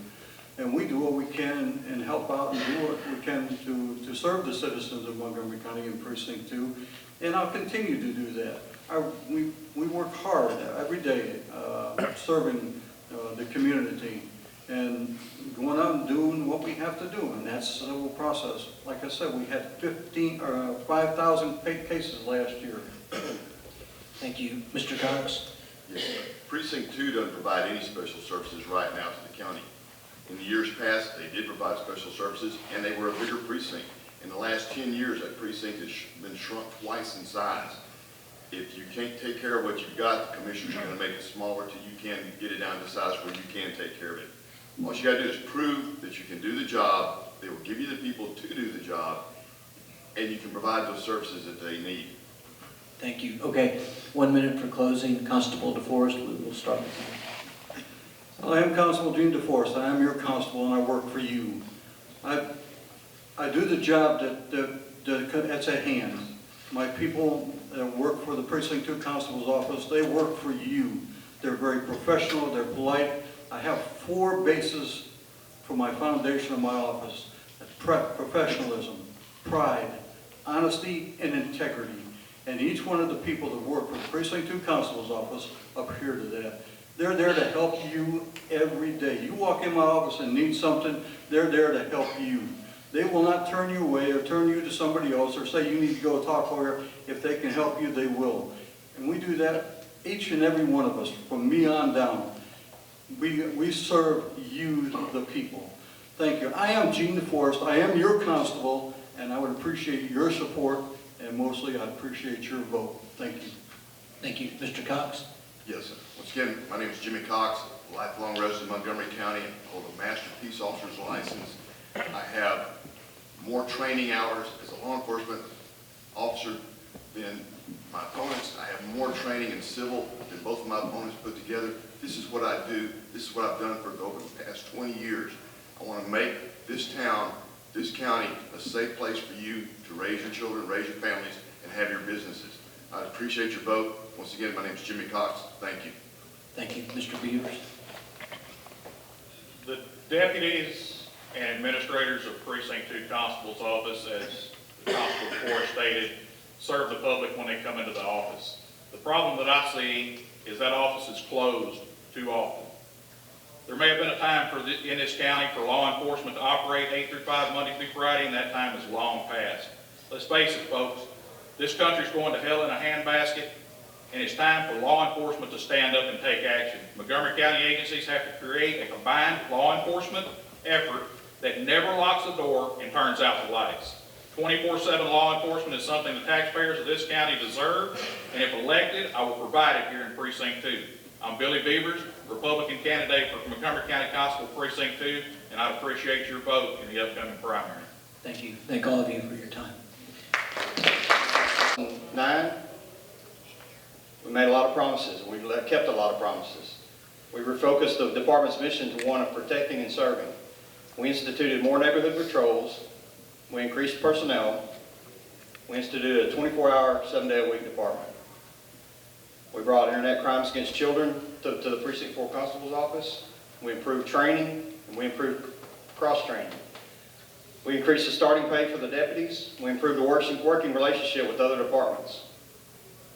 I'm proud to be endorsed by Montgomery County District Attorney Brett Ligon, Sheriff Tommy Gage, and Harris County Sheriff Ron Hickman, and the Montgomery County Law Enforcement Association. Thank you. Mr. Hayes? My name is Tim Hayes, and I'm running for Constable Montgomery County Precinct 4. I started my law enforcement career in 2007, enrolling in the North Harris Law Enforcement Academy, and graduated that same year. Shortly after, I was hired on by the Harris County Precinct 4 Constable's Office, where I've remained a deputy in that capacity ever since. I'm an accident reconstructionist with my department. I work with fatality collisions and collisions involving our fleet vehicles. I'm an advanced peace officer certification, and I have a degree from Lamar University, Bachelor of Science in Criminal Justice, and I graduated summa cum laude this past year. I married my beautiful wife, Michelle. She's here tonight supporting me with one child. We've been married since 2009 for 6 lovely years. I got into this race because I believe we need a community-oriented and transparent police agency. Our goal is not only to serve civil process and fight crime, but to connect with our communities and build long-lasting relationships and trust with those communities. Thank you. Okay, questions. Mr. Hayes, we'll start with you. What do you consider the most important law enforcement initiatives in Precinct 4, and what, if any, initiatives would you place more emphasis on? Right now, with all the growth in Montgomery County Precinct 4, I place a strong emphasis on traffic enforcement. What I say by traffic enforcement is promoting traffic safety within our precinct. We recently voted on road bond issues and passed road bonds to improve roads in our areas and make larger roadways, which will naturally increase the speeds on some of our roads, increasing the likelihood of dynamic collisions and things of that nature. So we need a division within our constable's office to handle our accidents in our areas, and needs highly skilled and trained officers to work our fatality collisions in the area, because right now, the only ones who do that is the Texas Department of Public Safety that I know of in East Montgomery County, and they're stretched pretty thin. Thank you. Constable Hayden? Can you repeat the question? Sure. What do you consider the most important law enforcement initiatives in Precinct 4, and what, if any, initiatives would you place more emphasis on? The most important initiative is keeping our citizens safe. Precinct 4 is a fast-growing part of the county, and we got to be able to keep up with the times and keep up with the growth. with the growth comes extra crime. I believe it should be proactive in policing, have more boots on the ground to make your citizens safer. Be patrolling the neighborhoods, be seen in the neighborhoods, interact with the citizens and fight crime. What budget and resource issues does the constable's office face, and what solutions would you propose to Commissioners Court? Yes, I'm sorry, Mr. Constable Hayden, yes. There's several budget issues. The constables are just now, the court has switched us from auto allowances to county-owned autos, so we're facing the budget issues with that. The constables are having to learn, the fuel mileage and fuel maintenance, vehicle maintenance, so we're tasked with asking the court for additional funds for that. Another important budget issue is seeking funds other than taxpayer dollars. I've been a good steward of the taxpayer dollar. I've been able to seek funds to run the department, some of the department on non-taxpayer dollars, such as applying for grants and private donations for the department. Thank you. Mr. Hayes? Can you repeat the question? Sure. What budget and resource issues does the constable's office face, and what solutions would you propose to Commissioners Court? I've looked at our budget since 2009 here. The most glaring one is pretty much all of our resources go to the top, and that's our deputies and our constable in terms of their salaries. The most glaring issue I've seen is since 2009, we've increased the salary for the level of constable from about $91,000 to $92,000 a year to this next fiscal proposed budget to almost $126,000 a year. I believe that's probably one of the highest paid constable spot in the state of Texas for the size agency we currently are in Montgomery County. I believe that we need to take some of that money at the top and put it back into our two most valuable resources, and that's our community and our deputies working the street. I understand that we've recently, I understand we've recently increased step pay for our deputies, but I believe the proper necessity in that area is to freeze our salary as constables and put it back to where it belongs, into our community and into our deputies patrolling our streets. Thank you. Mr. Hayes, we'll start with you on the next question. How would you assess Precinct 4's emphasis on drug enforcement? What are the pros and cons, if any? On drug enforcement? Yes. The pros are we're cleaning up our streets and we're getting narcotics off the streets that are being sold to our juveniles and people who have problems in our area, narcotic problems. Drug enforcement's a large part of police work right now. It has been for a long time now, the war on drugs. It's important to clean up our areas, to maintain them, so we don't have the undesirable element in our areas. In terms of drug enforcement, I believe we can be better suited by increasing our patrol presence in the county as opposed to just having narcotics detectives and things of that nature. Because even though our narcotics detectives may, they may seek out and destroy the criminal element of drugs, in our communities, I believe our street officers have more of an effect to clear some of these cases, to get some of our offenders off the streets, or drug offenders off the streets. Thank you. Constable Hayden? East Montgomery County has a high drug crime rate, and we've done several things to combat that. One is we've created by using resources that we already have, we've created a small unit that's tasked with taking in the tips and drug complaints within our community. Another thing we've done is the Sheriff's Department, we work hand in hand with them. We've assigned one deputy to a HIDA squad, which allows us to work with other agencies to try to combat the drug problem in our community. Thank you. Okay, Constable Hayden, we'll start with you with the next question. How would you describe the manner in which Precinct 4 handles publicity of its law enforcement duties, and what changes, if any, would you make as constable? We've made and are currently continuing to make changes where we're more transparent with the community. We've created a social media network where we're transparent with the community and sharing our information, as well as the media. We now have a PIO officer who when I'm not available, we funnel our news media reports through him. He's available for contact as well when I'm out of the office. So we try to work with the media to be more transparent to the community. Thank you. Mr. Hayes? Can you repeat the Sure. question? Sure. How would you describe the manner in which Precinct 4 handles publicity of its law enforcement duties, and what changes, if any, would you make as constable? I agree that we have been, in the recent history here, more transparent with things done at the Precinct 4 Constable's office. They've implemented a website here recently in the past few months that the county can go to submit narcotics tips and things of that nature, complaints, traffic complaints, stuff like that. However, what I'm not too happy about is certain areas and certain facets of our media presence throughout the county, such as the recent transaction that's happened in our federal court, where we've come under suit in Montgomery County Precinct 4 for filming a reality TV show in the area that's come under fire for violating someone's Fourth Amendment rights to search and seizure. And the county has now approved, or is about to approve, a settlement in the amount of $100,000 of our taxpayers' money to fix that issue. Okay, thank you. Next question, Mr. Hayes, we'll start with you. Does the constable's office face any unique challenges in handling livestock issues? What improvements, if any, would you make? Mr. Hayes. Yes. Hayes, okay. I'm not familiar with their livestock program. Constable Hayden will probably be able to tell you more about that. Improvements we can make is working with our local veterinarians and our Montgomery County Animal Hospital. That's about all the input I have on that. I'm not up to date on the animal livestock issue. Okay, Constable Hayden. Precinct 4 and Precinct 5 split the livestock duties within the whole county. Precinct 4 works all the livestock calls on the east side of 45, and Precinct 5 works them on the west side. We have 2 deputies that are currently assigned to that division. What we've done is we've taken those 2 deputies and made those secondary call responsive. We're a 24/7 division. Our normal on-duty patrol deputies handle all livestock calls on this side of 45. So when a livestock call is dispatched, the initial deputy takes it and goes and tries to clear it up. If for some reason he can't catch the animal or clear the call up, he'll call one of the specialized deputies that handle livestock on a day-to-day basis. Okay, thank you.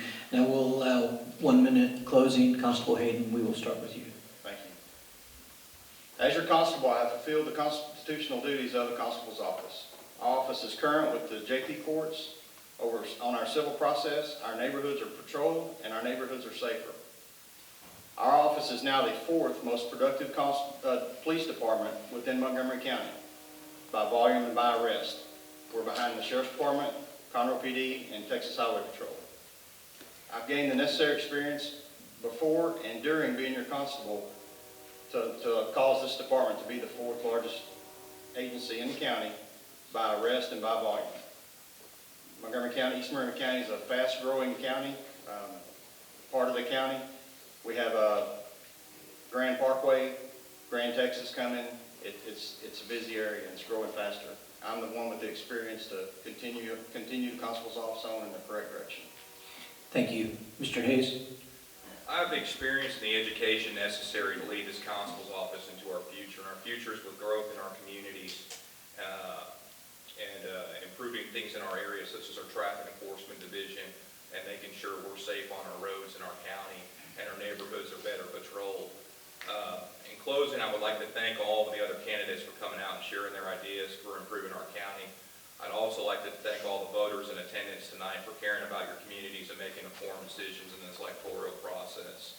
I'd also like to encourage you to vote for me for constable on March 1st. Thank you all and God bless. Thank you both. Thank you very much.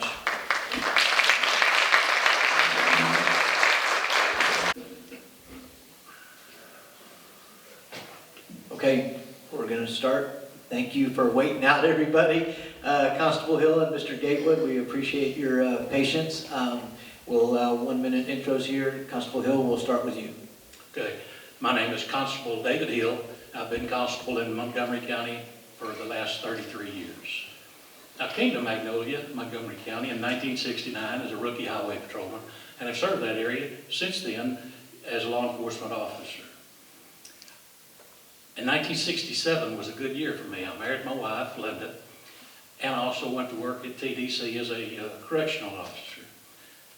My career has spread some almost 49 years now. When I took office, I had 2 goals. 1, operate under Christian principles. 2, have the best constable's office in the state of Texas. My goal today is the same as it was in 1982 when I first ran. Thank you. Mr. Gatewood? Thank you. I'm kind of an atypical candidate for this position. I don't come from a law enforcement background. Spent a number of years as an MP, but I'm a business guy. And I want to say first off that I have a tremendous amount of respect for the man to my right. I've learned a lot about him over the past several months as I've been looking into this, and you can't help but respect a man who's been serving in a capacity like this for as long as he has. For me personally, I'm looking at this as a method that I see opportunities. Opportunities that someone with my unique background and unique experience could capitalize on to really turn the corner and change things for the better for the citizens of this county. Okay, Mr. Gatewood, we'll start with you with the first question.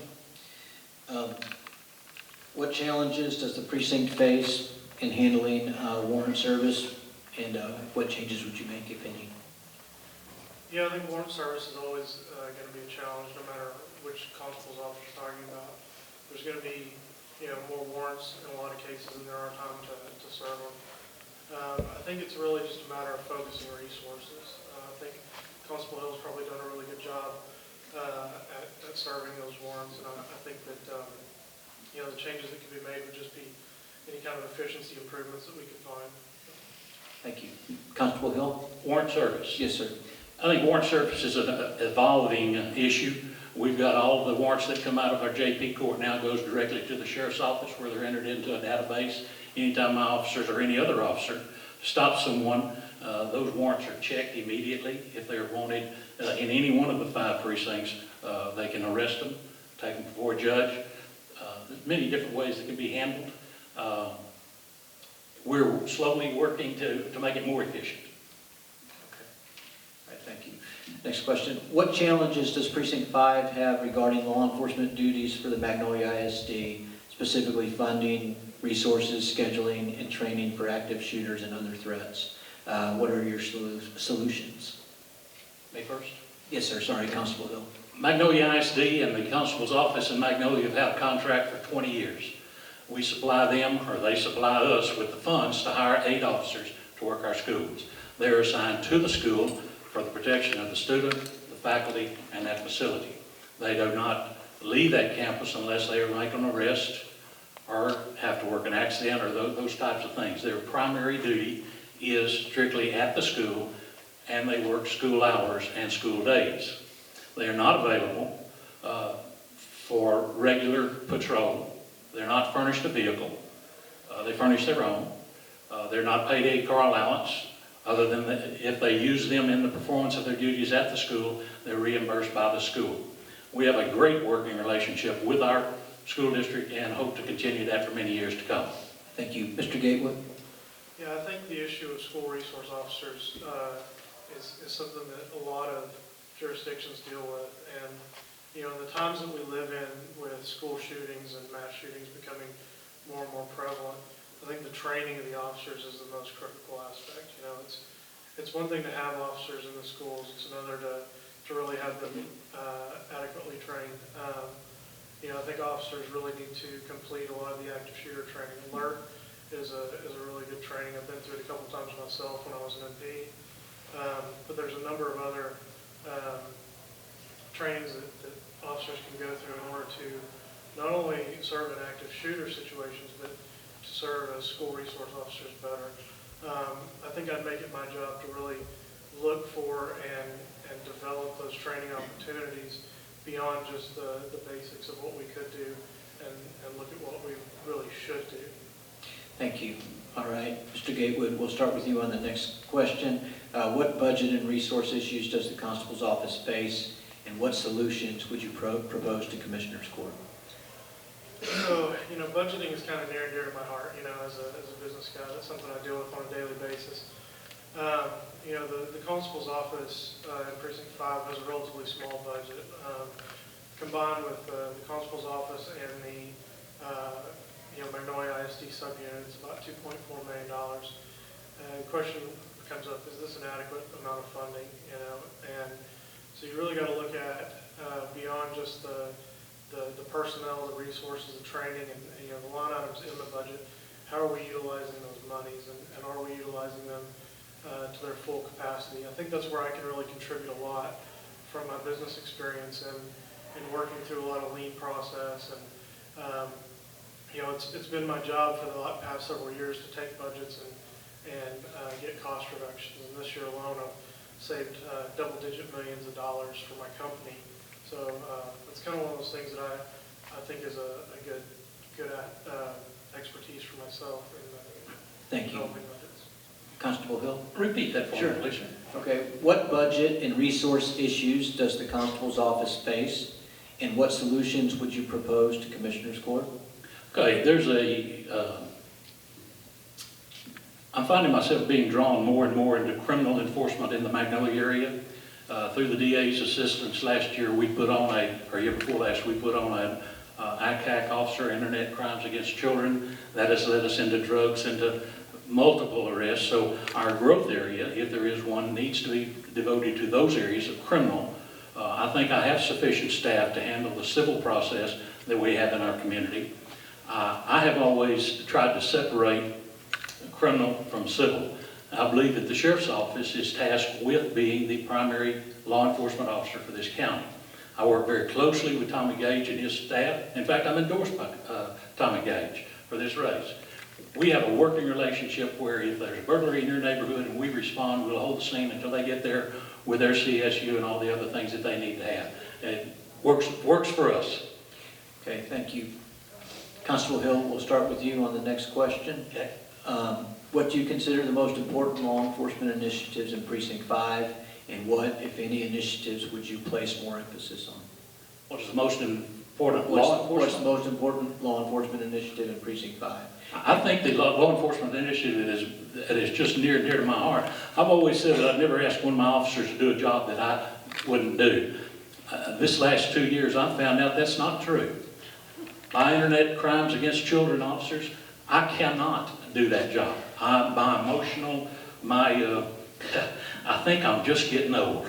I can't do that, but that's an important area. Y'all don't realize how our children are exposed and how vulnerable they are to the internet crimes, and it is surprising me. So if I had an area, I would think that would be great. I'm going to go back and address the school training. Our office offers training for active shooters, and we also use the school buildings for that active training. We not only train our own people, we train the surrounding people who will respond in case of an emergency, and we have been real successful, and that's one of the best training activities that I can imagine. Thank you. Mr. Gatewood? I have to agree with Constable Hill on this, that you know, protecting our children is paramount. As a new father myself, I really feel that as something that's very near and dear to me, is making sure that our children are safe. Initiatives that I would take on in this office would definitely be to develop a really robust and well-capable reserve division that can really increase the service offerings of the department. I've seen firsthand with having a father and a grandfather who are career reserve deputies that the reserves can really play a huge role as a force multiplier for the law enforcement agency. So that would really be kind of my focus, is protecting our children and developing that robust reserve capability. Thank you. Mr. Gatewood, final question before closing statements. We'll go to you. As stated earlier, Precinct 5 Constable's Office is one of two in the county that handles livestock issues. Precinct 5 was involved in a major investigation regarding malnourished and mistreatment of horses that received widespread media coverage. What challenges does the Constable's Office face in handling such large livestock issues west of 45, and what improvements, if any, would you make? I think the key word there is large. I think livestock issues tend to be very large issues. They can have a lot of fingers that go into a lot of other areas, and they can spread to other crimes. I think one really important aspect of dealing with livestock crimes is to involve the right agencies in those investigations and in those procedures. Which I'm sure that Constable Hill already does. So I'm not really certain that there would necessarily be changes that would need to be done. I think that the livestock issues are fairly well handled by the Montgomery County Precinct 5 Constable's Office right now. Thank you. Constable Hill? Okay, I'll address that. There were, that case is appealed to the United States Supreme Court at this time. Actually, it's gone from Judge Mack's court all the way to the Supreme Court. We seized 107 horses out there, at least 107. The problem with such a huge seizure, if we had not had the cooperation of our county attorney and our district attorney's office and the other offices of the sheriff's office and the other constables to assist us in that, we could have developed a huge debt for the county. By acting within the law and in cooperation with various agencies, we were able to get the Houston SPCA to pick that up and also pick up all the associated costs that I did not think that citizens of Montgomery County could afford. Thank you. Okay, 1 minute for closing. Constable Hill, we will start with you. 3 things I'd like to stress. 1, experience. I've been a police officer in Montgomery County since 1969. My record's open. The second end is a proven record, and my record is wide open. I suggest people Google me. That's the best thing in the world to do. I didn't know computers had so much information on there. You go there, you'll find out I paid a fine to the Ethics Committee several years back here. I violated the law by not putting 66 zip codes or number addresses on my campaign report. That's a horrible crime.